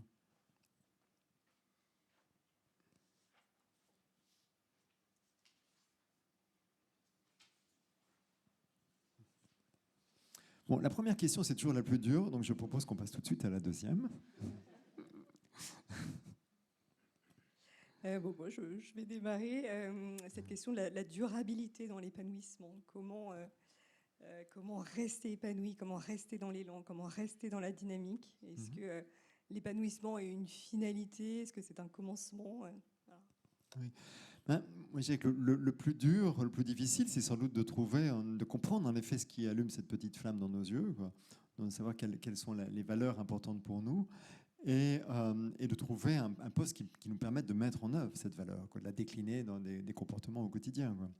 Et d'ailleurs, vous retrouverez dans ces cas-là que cette valeur, je suis prêt à parier qu'elle sera commune à différentes actions épanouissantes pour vous, que ce soit dans les loisirs ou dans le monde professionnel. Vous la retrouverez toujours. Vous voyez, je vous disais tout à l'heure que j'avais exercé 4 métiers très différents les uns les autres, c'est vrai. Et en même temps, pour les 2 derniers qui m'ont épanoui, les premiers ne me plaisaient pas du tout. A priori, il n'y a aucun rapport entre consultant en entreprise et romancier, d'accord? Oui, mais en même temps, je suis un romancier qui écrit des romans initiatiques et qui me permettent de partager des messages. Je n'écris pas juste des histoires créatives sans message. J'ai des messages. Et en fait, qu'est-ce que j'aime, moi? En quoi c'est important pour moi? C'est que j'aime partager des choses qui sont utiles pour les autres. Mais quand j'étais consultant, c'était pareil. Dans un autre domaine, dans un autre environnement, je m'y prenais différemment. C'était pas à l'écrit, c'était à l'oral, etc. Mais donc ça n'avait rien à voir, en effet, dans la pratique professionnelle, mais ça répondait à la même valeur pour moi, qui est cette valeur de partage. Et ça, c'est quelque chose qui est au cœur de ma personnalité. Ça veut dire que je peux entretenir, tu vois, cet épanouissement, pour répondre à cette question, en choisissant, en continuant de choisir des actions qui y répondent. D'ailleurs, je ne sais même pas si je resterai romancier toute ma vie. J'aime le changement. Je n'exclus pas le fait d'exercer un 5e métier, vous voyez. Mais ce que je sais, en revanche, c'est qu'il répondra à cette valeur, parce que c'est ce qui m'anime, c'est ce qui me donne une certaine passion, quoi. Donc, quand on choisit ces actions, je pense qu'on peut rester dans un certain épanouissement, même si tous les métiers comportent une part de corvée, et le mien aussi, hein, ça c'est normal. Mais c'est une question de proportion, vous voyez. Pour moi, c'est important qu'au moins dans 60% du temps au sein d'une journée, nous fassions des actions qui aient du sens pour nous. Voilà, c'est à peu près la proportion, vous voyez. Au moins 60%, en majorité, on va dire, quoi. Merci. Oui, si on vous apporte un micro tout de suite. Ok. Ah, c'est pour la visio, ouais. Pierre, donc merci déjà pour votre intervention passionnante. Le titre, la transition, m'interpelle après vous avoir entendu, puisque finalement, on a l'impression qu'on a un changement d'état, d'un état A à un état B, comme un petit peu de la physique, alors qu'en fait, j'ai l'impression que ça va bien au-delà, et que finalement, ce que vous nous proposez comme démarche, c'est davantage une espèce de philosophie qui nous permet justement d'être adaptable, ou en tout cas de sortir de la chrysalide du corps de militaire pour pouvoir justement évoluer, peut-être plusieurs fois, comme vous l'avez fait. Est-ce que du coup le mot transition pour vous est le bon? C'est amusant que vous disiez ça, parce qu'en fait j'ai découvert le titre de ma conférence il y a quelques jours, et j'étais surpris moi-même. Donc oui, c'est peut-être pas le bon titre, mais j'ai envie de dire peu importe. En tout cas, je vous rejoins dans vos propos, quoi. D'ailleurs, on me parlait de transition identitaire, c'est le titre, et je vous disais au contraire, en fait, on ne change pas qui l'on est, quoi. Vous pouvez changer complètement de métier, vous ne changerez pas qui vous êtes, et heureusement, parce que nous ne sommes pas notre métier. Ce qui nous invite à croire que nous sommes notre métier, c'est parfois, je ne dis pas que c'est le cas pour nous ici, mais c'est parfois notre ego, en fait. Quand on a un métier valorisant, on peut croire qu'il dit à la terre entière qui nous sommes, finalement.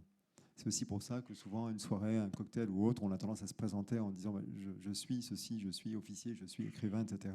Je suis médecin. Dès qu'on a un poste un peu valorisant, on a tendance à le mettre en avant. C'est une sorte d'identification de l'ego, si vous voulez. Mais en même temps, c'est une fausse représentation de soi-même.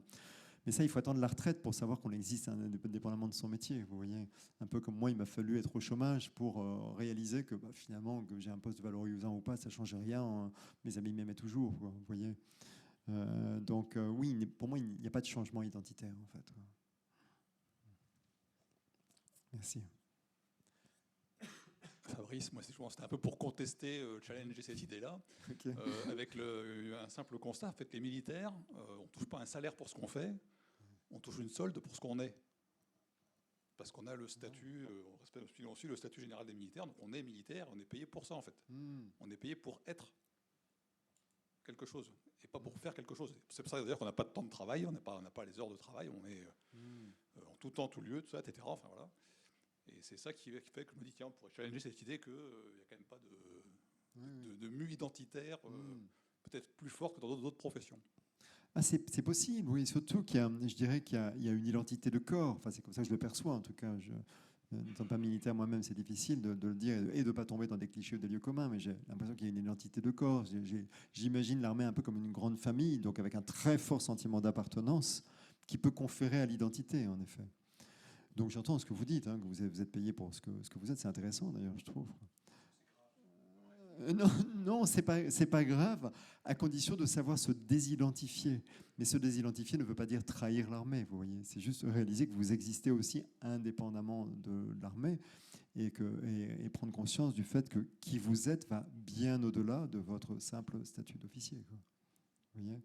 Mais de manière générale, vous savez, c'est utile dans la vie de ne pas trop s'identifier à son travail. Il y a des gens qui ont tendance à s'identifier énormément à leur travail, ce sont les chefs d'entreprise. Et parfois au point de donner leur nom personnel à leur entreprise. C'est assez courant, quoi. ça pose un vrai problème. En général, ce sont des gens qui sont tellement identifiés à leur entreprise, donc à leur poste, qu'ils ne prennent pas leur retraite. Ou s'ils la prennent, en général, ça se passe mal pour eux. C'est-à-dire, souvent, ils vont casser leur pipe dans les 6 mois qui viennent. Je ne plaisante pas. S'étant tellement identifiés à ce rôle de chef d'entreprise, ils ne peuvent pas exister en dehors. Vous leur retirez ça, c'est fini. Mon beau-père était chef d'entreprise, son entreprise portait son nom. Elle a eu des difficultés à déposer le bilan, donc il a été forcé de prendre sa retraite. Bon, il avait largement l'âge de la retraite, il avait 80 ans. Il a tenu quelques mois, quoi. Oui, et c'est vraiment c'est lié à l'identification. Si vous croyez que vous existez à travers votre identité professionnelle, à ce moment-là, vous ne pouvez donc pas exister en dehors, quoi. On vous apporte le micro. Alors tout d'abord, merci Monsieur Gounel. J'ai adoré votre présentation, votre conférence. C'est gentil. Et j'ai remarqué que vous avez abordé avec beaucoup d'humilité et de manière très personnelle le sujet de l'échec. Mais comme on le sait tous, c'est jamais évident d'être confronté à cette situation. Et je voulais savoir, vous qui êtes un expert du bonheur, est-ce que vous avez un petit conseil, un mantra pour nous aider à passer parfois et pas ruminer de manière plus insistante cet échec? Voilà. Écoutez, j'ai un conseil tout simple, c'est de lire un tout petit livre de Charles Pépin que je citais tout à l'heure à ce sujet d'ailleurs. Le livre s'appelle Les Vertus de l'échec. C'est un livre admirable. Je trouve que tout le monde devrait lire ça, y compris les jeunes. Mais bon, ils ne lisent plus, donc ils ne le liront pas. Mais c'est un livre admirable. En fait, vous lisez ça, après, vous avez envie d'échouer. Non, mais vraiment, en fait, il vous démontre par A plus B avec plein d'exemples issus de la vie civile, beaucoup dans le domaine du sport, parce que je crois qu'il est passionné de tennis, donc il cite nommément plein de tennisman, il décortique leur carrière et il vous explique que finalement, ce sont ceux qui ont échoué en début de carrière qui vont le plus loin. Et pas les autres, et il explique pourquoi ce livre est génial, quoi. Donc voilà, si j'ai un conseil, c'est lire Les Vertus de l'échec de Charles Pépin, quoi. Je confirme, excellent livre. Ouais. Est-ce qu'il y a d'autres questions?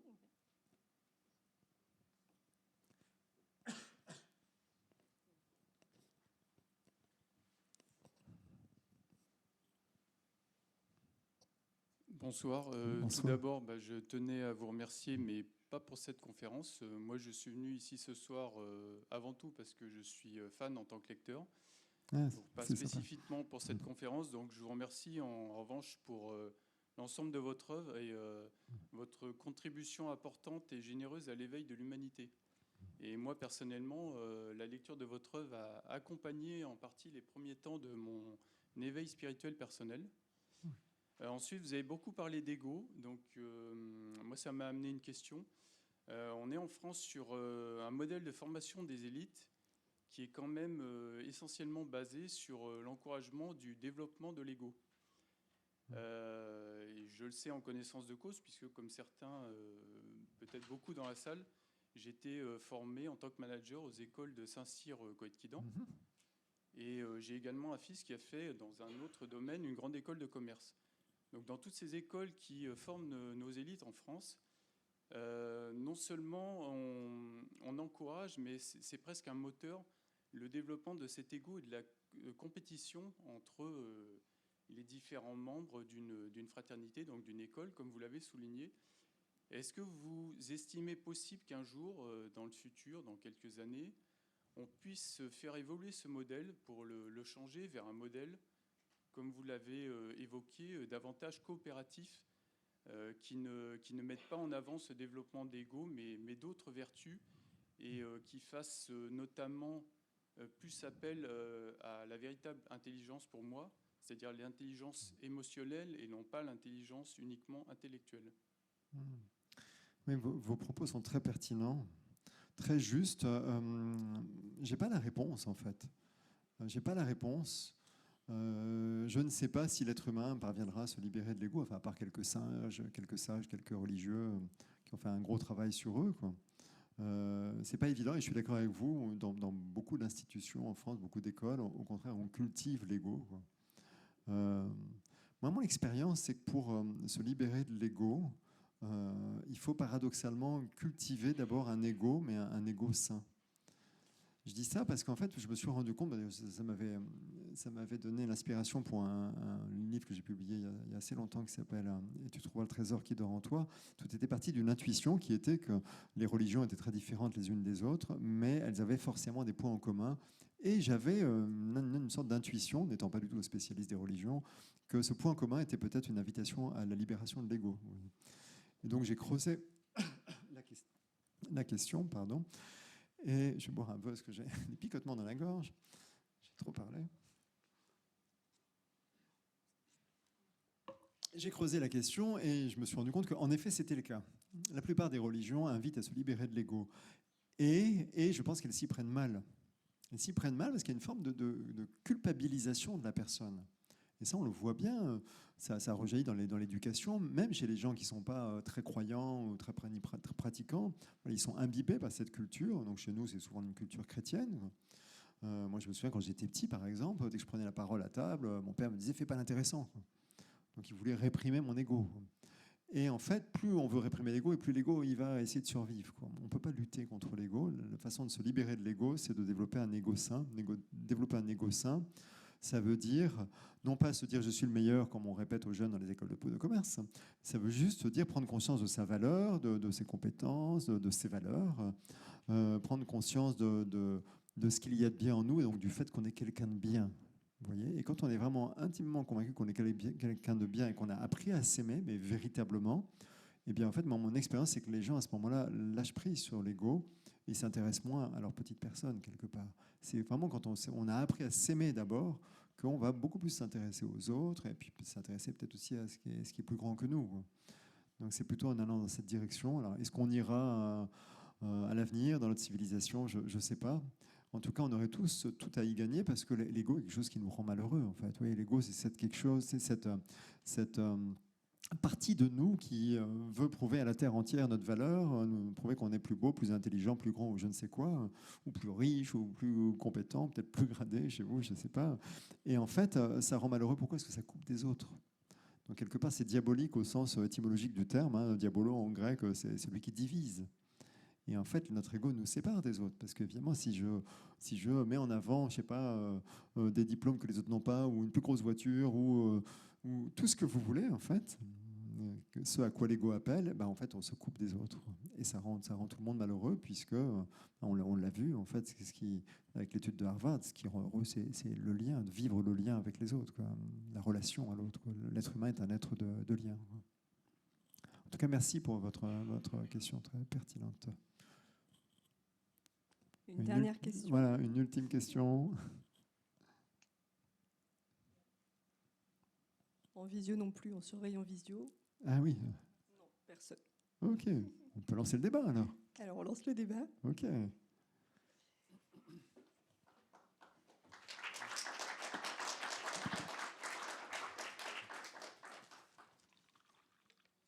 Et nous allons partager, donc vivre ces relations humaines qui nous unissent, en accueillant nos 3 intervenants, Tristan de Noroy, Dominique Lambert, Virginie Valenca. Je vous invite à nous rejoindre.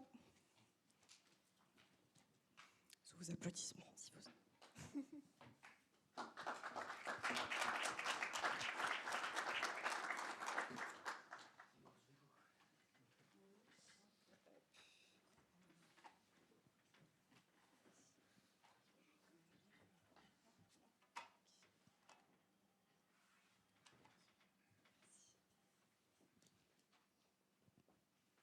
Nous allons démarrer par un exercice périlleux, le pitch. Allez, ça va être Dominique. Pouvez-vous nous raconter ce chemin de reconversion? Très bien. Donc, bonsoir. Donc, Dominique Lambert. Donc, moi, j'ai quitté l'armée en 2023, octobre 2023. J'avais 29 ans de service. Donc, j'ai terminé avec le grade de colonel. Et donc, maintenant, je suis associé dans un cabinet de renseignement d'affaires. Donc, comment je suis arrivé là? Je dirais que moi, dans ma carrière, en fait, j'ai vu pas mal de mes camarades de promotion, donc je suis saint-cérien d'origine, pas mal de mes camarades de promotion qui partaient au fur et à mesure d'un certain nombre de choses, et c'est des choses que je ne comprenais pas. Enfin, en tout cas, ça m'interpellait pas trop. Déjà, je me disais, pourquoi ils partent alors que ce métier, il est vraiment super, et que voilà. Donc, il y a eu de l'interrogation, mais sans plus, quoi. Et je dirais qu'à un moment donné dans ma carrière, en fait, il y a des choses qui sont revenues. Alors moi, je suis fils d'entrepreneur. Et cet esprit d'entrepreneuriat, en fait, tout doucement, ça a commencé à prendre du sens. Parce que finalement, dans mon travail au quotidien, il y avait un certain nombre de choses que j'avais achevées. Et j'avais un peu l'impression d'avoir fait un peu le tour. Et donc, ça commençait à... Voilà, ces petites idées comme ça, une petite lumière qui s'allumait. Et au fur et à mesure, elle devenait un peu plus importante. Et donc, à un moment donné, il y a une opportunité. Il y avait la PMID donc, qui s'est présentée à moi. Donc, la PMID, c'était né de départ. Et c'était le moment, en fait. Je pense que c'était, voilà, il y a un moment où on est prêt à partir. Et ce moment-là, en fait, c'est là où il faut qu'on saisisse l'opportunité. Donc, j'ai fait cette opportunité. Donc là, j'avais 10 mois pour préparer ma reconversion. Voilà, le chronomètre était parti. On était fin 2022. Et donc, je toque à la porte de la MRO à Paris. Donc, c'est Myriam qui m'accueille. Et avec un projet, mais sans plus. Je voulais faire entrepreneur. J'ai regardé un peu ce qu'il y avait. Je regardais un peu ce que j'avais fait. Et donc, chef de corps, j'ai commandé, tout ça. Donc, logiquement, je vais faire du coaching, je vais faire du leadership. Ça passe bien, on en parle beaucoup. Et un peu d'ego aussi, hein. Voilà, vous allez voir ce que vous allez voir. Je vais arriver et je vais vous apprendre à ce que c'est le leadership. Et donc j'ai préparé ma reconversion là-dedans, enfin sur ce sujet-là. Et la MRO m'a beaucoup aidé, notamment en termes d'outils, en termes d'entrepreneuriat, parce que bien évidemment, en fait, c'est un monde que je découvrais. Donc tous ces outils-là, donc je voulais partir en tant qu'auto-entrepreneur. Et donc j'ai travaillé là-dessus. Et il s'est trouvé qu'il y a eu pas mal de changements aussi en termes de législation, en termes de coaching. Et donc, ça m'a un peu déjà, ça a été premier petit signal, premier peut-être échec, pas exactement, mais en tout cas, peut-être remise en question. Donc là, voilà, comment est-ce que je peux continuer sur cette dynamique? Je veux toujours être entrepreneur. Et donc, moi, j'ai travaillé essentiellement dans l'enseignement. Et en fait, quand je discutais avec les gens dans le monde civil, en fait, ce qu'ils voyaient en moi, c'est surtout la partie sûreté, sécurité, enfin, ce domaine-là. Donc, c'était une sorte d'évidence pour cet aidant. Donc, j'ai fait consultant en sûreté.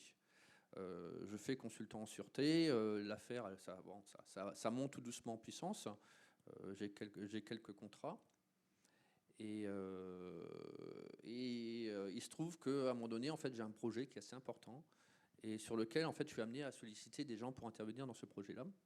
Et donc, je rencontre une personne qui m'a intrigué un peu sur ce qu'elle faisait, qui faisait du renseignement d'affaires. Je ne savais pas ce que c'était, j'avais jamais entendu parler, pourtant j'avais fait du renseignement, mais ça m'intriguait, ce métier-là. Et au fur et à mesure des relations, on a tissé des liens professionnels assez importants. Et il m'a dit, tiens, viens chez moi, je suis en train de monter une affaire, là, on est en train de créer ce cabinet-là, et j'aimerais bien que tu sois associé. Et le projet finalement sur lequel j'avais travaillé est tombé à l'eau. Et finalement, voilà, on parlait d'échec. Voilà, j'ai eu un échec, mais cet échec a permis de rebondir.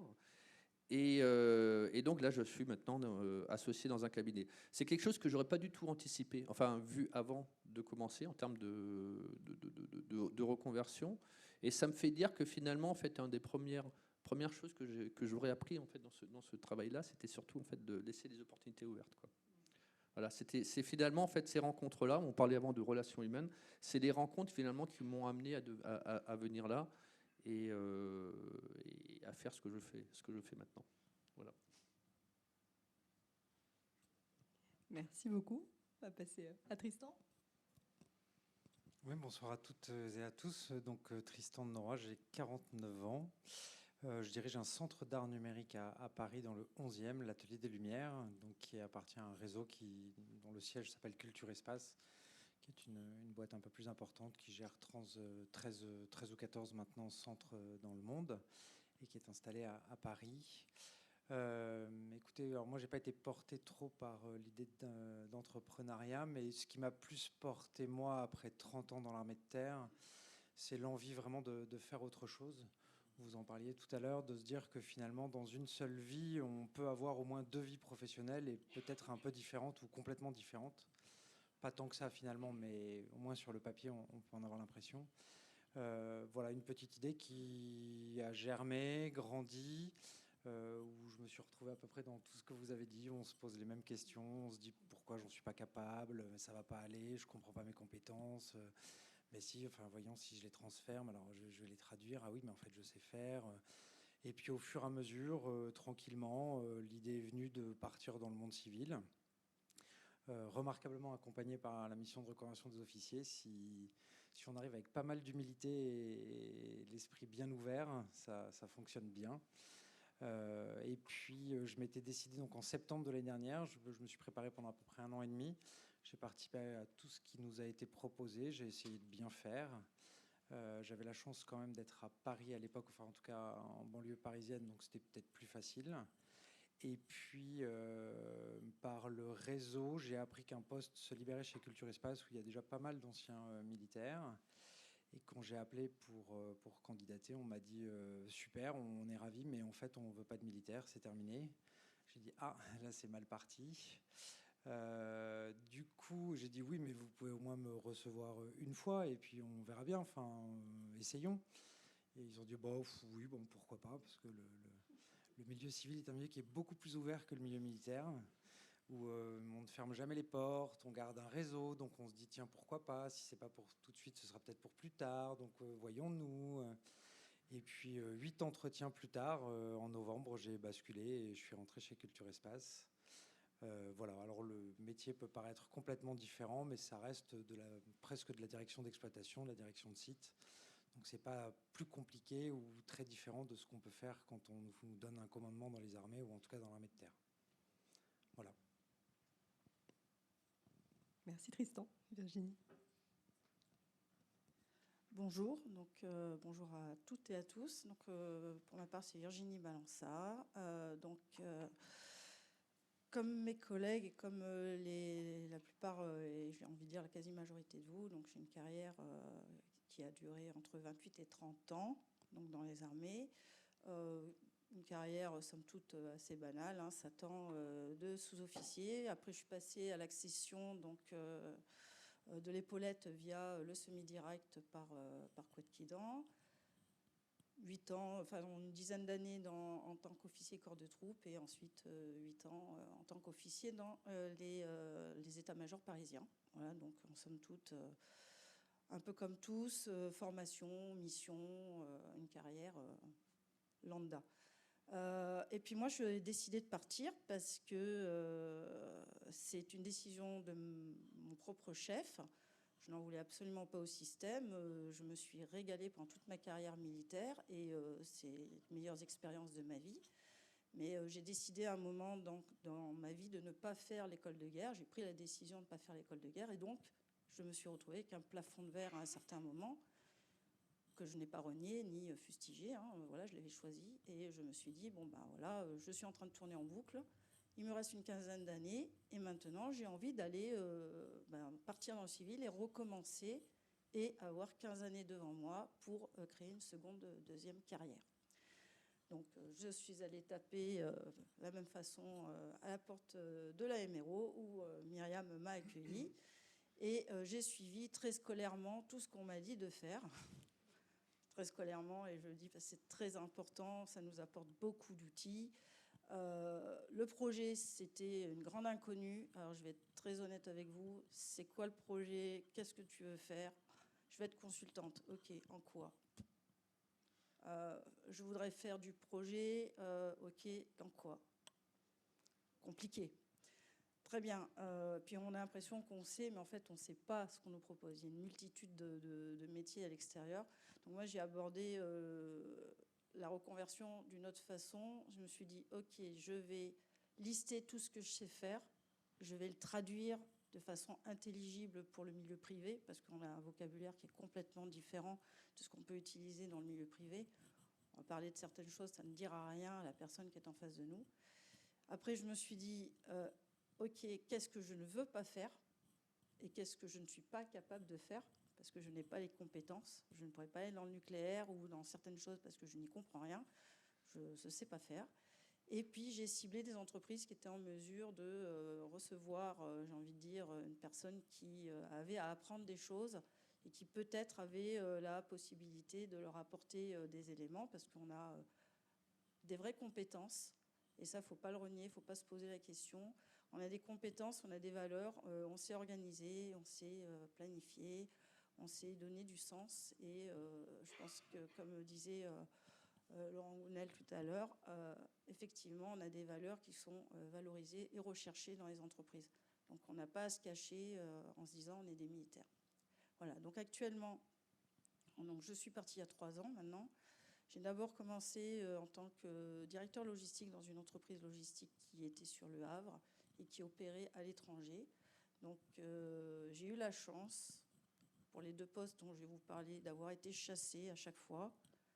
Peut-être que j'ai bien suivi les conseils et que j'ai bien décrit mes compétences. Finalement, et puis j'ai bien pitché. Je ne savais pas ce que c'était au début, mais finalement, j'ai dû bien pitcher. Donc j'ai eu cette chance-là. Et donc d'abord directeur logistique. Et ensuite, maintenant, je suis directeur de plateforme. Donc ils m'ont intégré dans un graduate programme, l'entreprise FM Logistique, parce qu'ils ont la capacité de faire grandir les gens. Et je suis à l'heure actuelle donc adjoint sur un des plus gros sites de France en tant que directeur logistique, enfin directeur de plateforme. Voilà. Merci Virginie. Donc, compétences transposables, importance des rencontres, oser se réinventer. Nous allons passer maintenant aux peurs et aux moments de doute. Quels étaient-ils ? C'était permanent et ils le sont toujours, bien plus que pendant 30 ans d'armée. Je ne sais pas pourquoi, c'est peut-être moi, hein, ça n'a peut-être rien à voir avec le fait de basculer dans le milieu civil ou peut-être l'envie de bien faire, la part se réaliser, je ne sais pas, mais ils sont sincèrement permanents. Les grands moments, en tout cas pour la partie reconversion, je me souviens d'une prise de conscience un soir où j'ai compris qu'en fait, en quittant les armées, je me réappropriais ma propre vie professionnelle et que du coup, en fait, s'il y avait des mauvais choix, donc des mauvaises affectations, c'était plus la faute de la DRHAT, mais c'était la mienne. Et ça a été un soir un peu compliqué où je me suis dit, ah oui, finalement, ça fait 30 ans que je râle parce que j'ai pas ce que je veux. Mais là, maintenant que je peux avoir ce que je veux, c'est moi qui dois aller le gagner. Et ça a été une forme d'ivresse, de se dire un retour à la liberté, où on se dit ah oui, là maintenant c'est dans tes mains, c'est à toi de faire. Voilà. Alors on peut se rassurer en faisant tous les ateliers de la MRO, mais il y a quand même un soir où on se dit merde, choisir c'est renoncer. Heureusement là j'ai fait une très belle rencontre. Qui m'a dit non, t'as pas compris, choisir c'est pas renoncer, choisir c'est préférer. De toute façon, une vie ne suffira pas à tout faire, donc préfère juste quelque chose et puis tu verras bien pour le reste après. Donc ça a été vraiment la plus grande peur. La deuxième, plutôt un doute, c'était sur les compétences. On nous a jamais appris en 30 ans, nous, à lister les nôtres. On n'a jamais fait un CV, on n'a jamais eu un chef de corps qui nous a dit qu'est-ce que vous êtes capable d'apporter à mon régiment.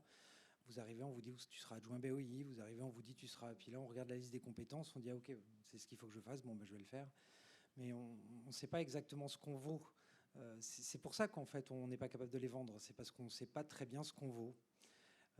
Donc là, il y a un vrai doute en se disant est-ce que je suis capable et répondre aux questions de reconversion. Les 2 questions les plus simples, c'est quel domaine et quel niveau. Est-ce qu'à 49 ans, je veux encore des emmerdes comme celle que j'ai aujourd'hui où le téléphone sonne à minuit parce que... Virginie l'a connu il y a 2 semaines. Voilà, on est obligé d'évacuer le centre parce qu'il pleut trop et que les grêlons. Donc c'est un peu des grands moments de doute en se disant voilà, suis-je vraiment capable. Le 3e moment un peu particulier, c'est le premier entretien de recrutement où le job plaît un peu. J'avais l'impression d'aller passer le bac ou le concours de l'EMIA. En fait, j'ai l'impression d'avoir 18 ans. Ça faisait des années que mon cœur battait pas comme ça parce que j'allais rencontrer quelqu'un. Finalement, nous, on signe nos notations, on sait à peu près ce qu'il va y avoir dessus. De temps en temps, on se fait taper sur les doigts, mais c'est pas si grave que ça. Et puis là, vous arrivez à l'entretien de recrutement, vous dites putain, j'ai une demi-heure pour être bon. Si je suis pas bon, je laisse passer l'opportunité de ma vie. 49 ans, installé, vous êtes rentré dans une petite routine, ça fait un peu bizarre. Le dernier, pour la partie reconversion, le dernier moment, c'est quand on vous demande de choisir votre date de mise à la retraite. Ça, vous verrez quand vous remplirez le document en ligne, là, parce qu'évidemment, personne ne vous aide. Hein, vous faites tout en ligne dans votre bureau. Vous dites, ah putain, mais je prends quelle date Voilà. Bon, moi, j'ai pris le 11 novembre. Je me suis dit que ça pouvait être marrant. au moins je sais que je m'en souviendrai, quoi. Et je me suis dit, tiens, bon, ça peut être drôle. Et à la fin, une fois que vous avez rempli, bon, vous mettez un peu de temps pour remplir, parce qu'il faut tous les papiers, voilà, c'est assez compliqué. Évidemment, tout le monde vous presse, votre employeur vous dit qu'il vous veut demain, la DRHT vous dit je lâcherai pas, c'est 6 mois, enfin compliqué.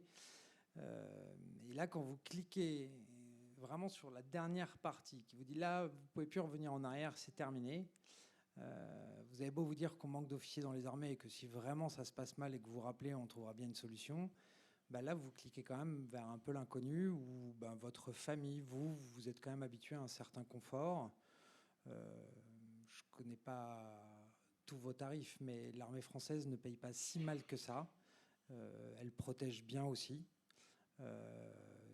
Parfois, ça peut être beaucoup mieux dans le privé, hein, mais parfois c'est équivalent ou parfois moins même. Bon, bah là, quand vous êtes tout seul dans votre bureau et que vous cliquez sur le bouton, bon, bah là, c'est terminé, puis il faut y aller. Voilà, c'est compliqué. Et puis aujourd'hui, c'est un peu tous les jours parce que c'est très nouveau. Hein. Moi, ça fait à peine 6 mois. Et toutes les situations que je vis aujourd'hui, je les ai presque toutes connues dans les armées.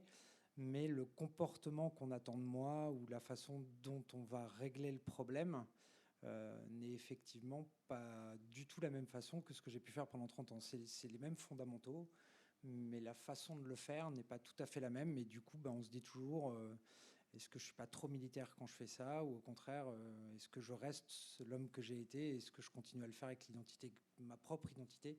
Et la raison, a priori, pour laquelle j'ai tout de même été recruté, quoi. Voilà. Donc les peurs, elles sont permanentes, et en tout cas pour moi, et les doutes constants, parce que je pense que c'est aussi parce que c'est un peu nouveau. Ouais. Pour le coup, petite crise d'humilité. Merci pour cette authenticité. Alors pour moi, je dirais que c'est pas de la peur, c'est plus du stress en fait. C'est en fait et c'est par contre c'est pas le stress, c'est pas le stress qui sidère et c'est pas le stress qui fait partir en courant. Je dirais que c'est un stress assez positif. En fait, c'est le stress qui motive en fait. Et finalement en fait, je retrouve, enfin je trouve dans cette nouvelle vie professionnelle, en fait, tous les matins en fait, cette énergie de sortir du lit et d'y aller. Et c'est assez bénéfique. Et en même temps, en fait, il y a quand même ce contrôle, en fait, sur.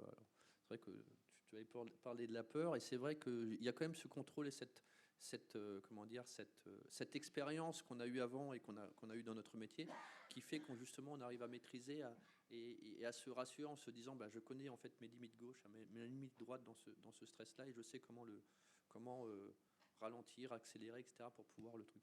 Mais je dirais que vraiment, il y a un stress quotidien, et il y a un stress bien évidemment aussi un peu parce qu'il y a de l'inconnu, et que moi je travaille sur un domaine qui est en plein développement et avec beaucoup de challenges. Mais c'est vrai que c'est le stress, voilà, ce que je n'avais pas, enfin beaucoup différemment, quoi, on va dire. Alors, peur, doute, difficulté. Alors, peur. Au moment de la reconversion, j'ai pas eu peur. J'ai pas eu peur, je me suis dit, ok, c'est une mission. Non, mais je rigole pas. Scolaire, dans l'apprentissage des outils, et après, ok, je veux, c'était fait, et j'ai phasé. Et très clairement, je me suis dit, à telle date, je serai dehors, et j'aurais mis en place ça. Comme vous disiez tout à l'heure, je me fais un plan d'action. Et il faut que je fasse ça, et il faut que j'apprenne ça, et il faut que je sois capable. Et donc, finalement, j'ai déroulé comment ça s'appelle, la mission, et je suis arrivée dans les temps à l'objectif. Par contre, des énormes doutes. Et pour rejoindre Tristan, qu'est-ce que je suis capable vraiment d'apporter? On m'a dit que j'étais capable, mais est-ce que je vais être capable de le vendre à mon employeur? Est-ce que je vais être capable de l'exprimer correctement? Est-ce qu'il va comprendre ce que je suis capable de faire? Donc oui, le contexte, les actions, les résultats. On disait la fameuse, c'est la mission, enfin c'est SMART, la situation SMART. Donc c'est vraiment, on est dans le contexte, voilà, on explique. Et du coup, c'était vraiment très cadré dans ma tête. Mais par contre, des doutes en disant, mais jamais je serai à la hauteur. Est-ce que je vais être en mesure de leur apporter ce qu'ils attendent? Qu'est-ce qu'ils veulent vraiment? Et je vous rassure, j'ai changé de métier. Enfin, je suis dans le même domaine, mais j'ai changé de métier. Mais à chaque fois qu'on recommence, on se pose les mêmes questions, quoi. Est-ce que vraiment je vais leur apporter tout ce qu'ils attendent? À chaque fois que j'ai l'impression que je maîtrise quelque chose, ouais, il y a une autre chose qui arrive derrière. Et bon, c'est encore quelque chose de différent qu'on n'a jamais connu.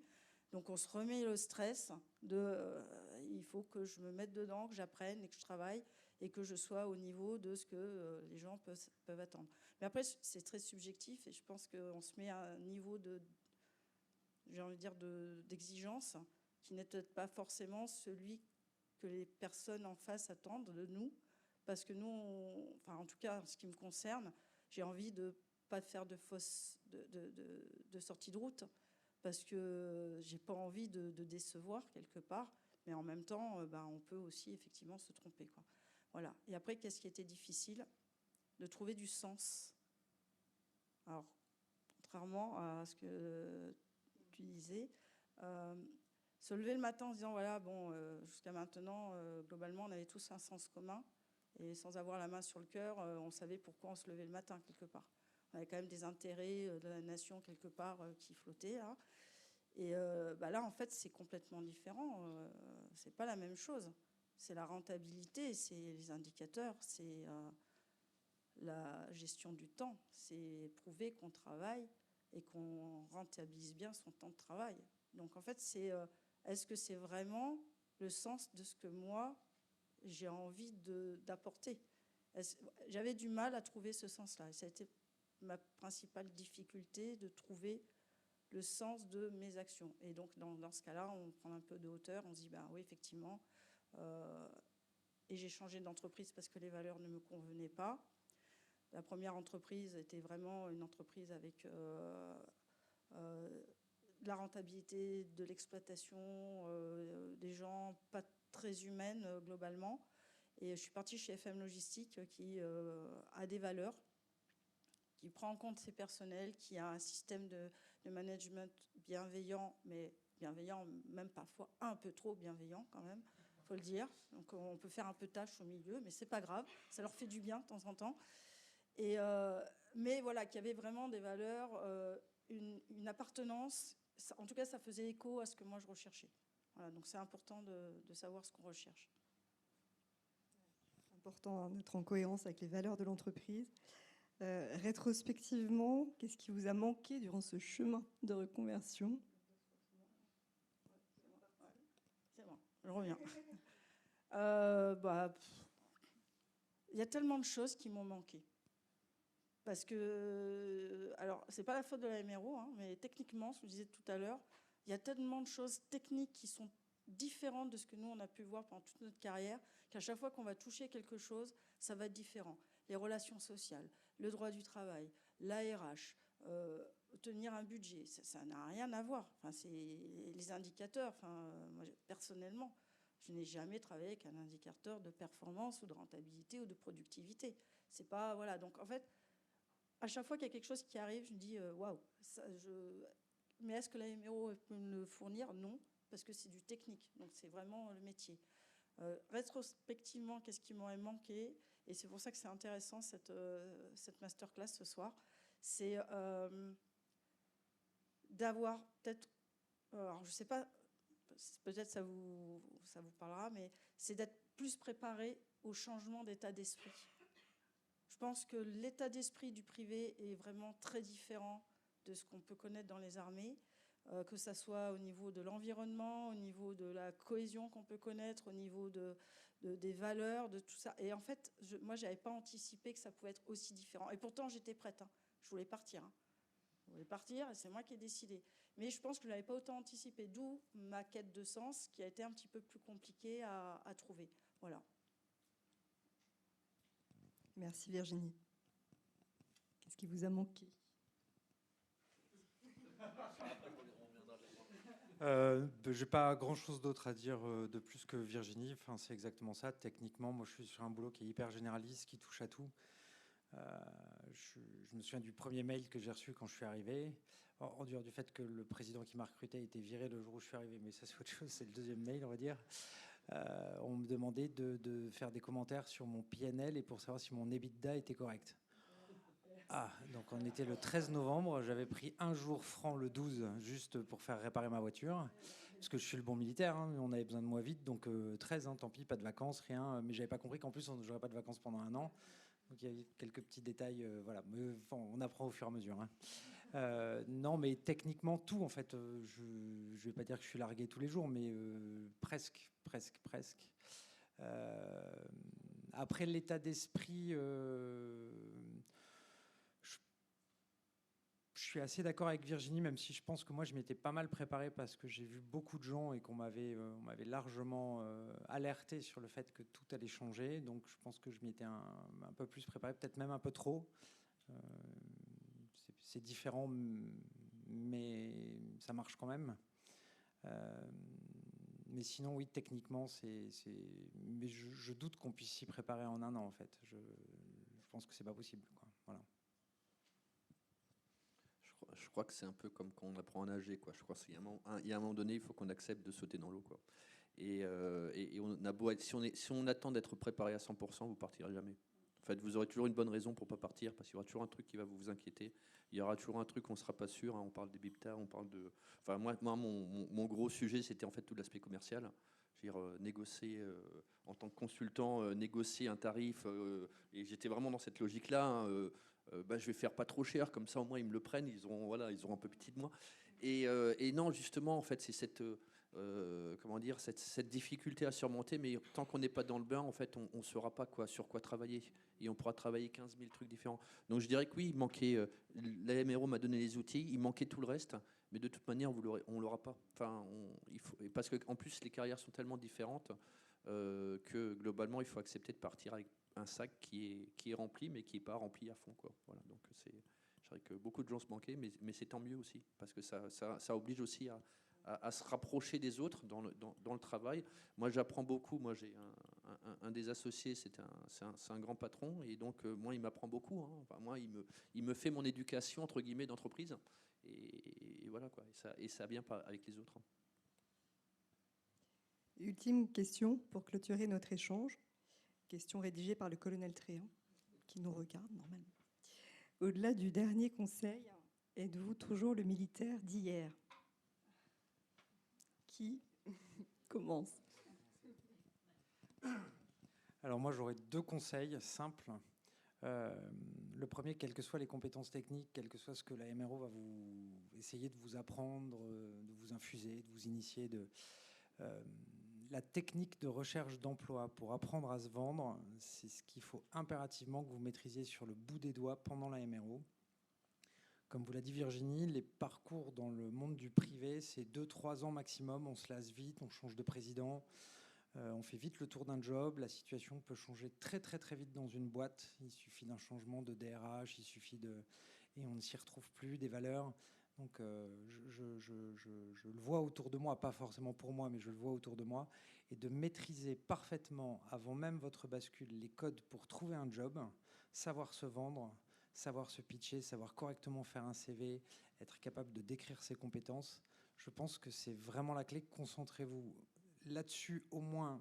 En fonction, il y a plein d'autres choses évidemment, mais parce qu'après, ce sera presque trop tard. Tout ce qui est technique ou autre, vous pourrez l'apprendre dans le privé.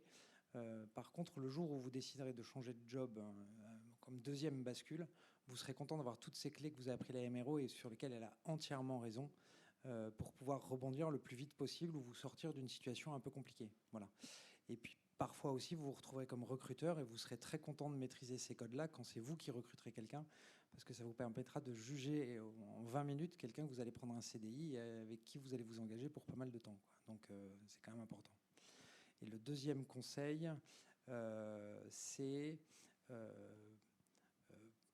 prenez les choses comme elles viennent au quotidien.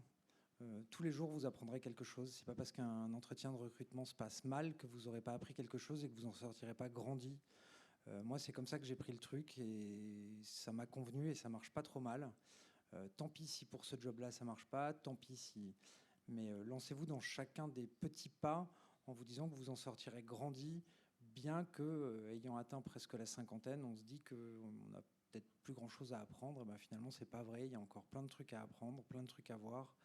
Et en le faisant en petits pas au quotidien, c'est un petit conseil qui a réussi pour moi en tout cas, donc peut-être que ça peut réussir pour vous. Êtes-vous toujours le militaire d'hier? Ah bah il faudrait demander ça à mon entourage. Ma femme dit que j'ai pas trop changé. Voilà. Après, non, je pense que oui, je suis toujours le même militaire. Alors, l'avantage du milieu commercial, c'est que c'est presque une guerre, une compétition, on l'évoquait tout à l'heure, et que finalement, pour un fantassin qui a été un peu construit autour d'un cœur de soldat qui a envie de gagner et pour qui la mission, c'est sacré, c'est sûr que du coup, je pense que c'est un trait de caractère purement soldat qui sert dans le milieu de la compétition commerciale et qui sert au quotidien pour affronter les difficultés d'une petite entreprise comme la mienne où il n'y a jamais rien qui va en fait. Donc tous les jours, il faut se battre pour gagner, tous les jours une petite victoire pour que tel matériel soit réparé, pour que telle personne soit virée, pour que telle personne soit engagée. Donc ce cœur de soldat, cette identité propre qui est normalement la nôtre, celle de militaire, dans le monde civil, elle est quand même très très utile pour l'employeur qui sait qu'on finalement on lâchera pas le morceau, quoi. Je vais continuer avant de parler du militaire que j'étais et que je suis peut-être plus. Je dirais sur les conseils, moi je dirais que, enfin moi en tout cas, ce qui m'anime et ce qui m'a permis justement de bien rentrer dans cette, alors c'est vrai pas transition, mais une nouvelle vie professionnelle, c'est deux en fait finalement deux petites phrases. Alors la première, c'était quelque chose que j'avais lu, alors je sais plus où j'ai lu, mais en tout cas elle m'a marqué. C'était que l'expérience c'est une lanterne qui éclaire vers l'arrière. Et elle était assez importante parce que finalement, elle m'a permis de comprendre que dans ma vie professionnelle avant, en fait, finalement, j'existais aussi par mon grade, par mes médailles, par les postes que j'ai occupés, et que finalement, dans ma nouvelle vie, en fait, tout ça, c'était très bien. Mais mes interlocuteurs, en fait, ils ne la voyaient pas, tout ça. Donc, bien évidemment, il y a le côté militaire de ce qu'on est, de ce qui fait notre truc. Mais au-delà de ça, en fait, toute cette apparence n'existe plus. Donc, finalement, mon expérience, oui, elle me sert. Mais en tout cas, devant moi, c'est un chemin que je construis et qui est complètement neuf. Et la deuxième chose, alors on va reparler de l'échec, mais c'est vrai, et alors je reprends le terme en anglais parce que c'est quelque chose que j'avais beaucoup aimé, c'était failing well. En fait, c'est se planter, mais en même temps apprendre. Et ce failing well, en fait, il m'anime tous les jours. C'est-à-dire qu'en fait, j'ai pas peur de tenter des choses et j'ai pas peur d'avoir un projet et j'ai pas peur de tenter en fait d'aller voir quelqu'un même qui est un ministre ou autre, parce que globalement en fait j'apporte quelque chose et au pire des cas ça sera non, au pire des cas ça sera on va louper une opportunité, mais ce feeling well en fait il est hyper important quoi. Et après est-ce que je suis plus le colonel Lambert, je suis Dominique Lambert, monsieur Dominique Lambert, voilà, associé chez Séraphine et je le regrette pas ce que j'ai fait avant, mais maintenant c'est un nouveau chapitre et c'est un nouveau chapitre que j'écris tous les jours, quoi. Alors,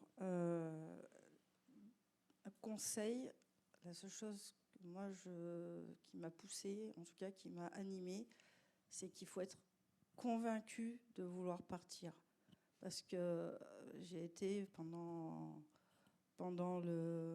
ma session avec certaines personnes qui finalement voulaient pas, mais peut-être, mais finalement, est-ce que je veux aller chercher à l'extérieur quelque chose qui va juste retranscrire ce que moi j'avais dans l'institution, quoi. Donc globalement, on ne va pas le retrouver, sauf à aller vraiment dans un milieu très spécifique. Donc être convaincu de ce qu'on veut, de vouloir partir et pas avoir peur de passer la portière. Voilà, c'est comme ça, c'est l'inconnu, il faut y aller.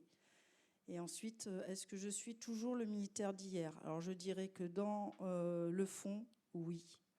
Et peut-être contrairement à certains de mes camarades, moi je revendique, entre guillemets, tout ce qu'on a appris. Moi le matin, on m'a appris à me lever, à dire bonjour et à dire au revoir et à dire merci. L'armée nous a éduqués avec un certain nombre de valeurs, d'éthique, de fidélité, de loyauté. Voilà, on est, je pense, structuré mentalement pour réagir à un certain nombre de choses. Donc pour moi, je trouve que c'est important et qu'il ne faut pas renier tout ça. Donc dans le fond, je ne regrette pas et je suis toujours la même. Dans la forme, on manage, on ne commande plus. On arrondit les angles, mais voilà quoi, de temps en temps, il faut remettre les choses dans l'axe. C'est bien parce que, bon, après c'est peut-être le milieu dans lequel je suis aussi, mais il y en a qui manquent cruellement de sens ou d'orientation. Ils ont besoin qu'on donne des directions parfois, parce qu'on a certains milieux où bon, c'est bien l'intelligence collective et est-ce qu'on a envie de faire, mais c'est bien aussi de donner une direction, un cap. Et en tout cas, ça fonctionne dans le milieu dans lequel je suis. Hein. Attention, la logistique, ça reste quand même assez militaire dans la façon de mener les choses. Voilà. Donc, je le ferai peut-être pas en étant consultante. Voilà. Je m'adapterai. Mais après, le militaire s'adapte. Voilà. Belle conclusion, le militaire s'adapte. Merci infiniment, Laurent, Tristan, Dominique, Virginie. Bravo à vous.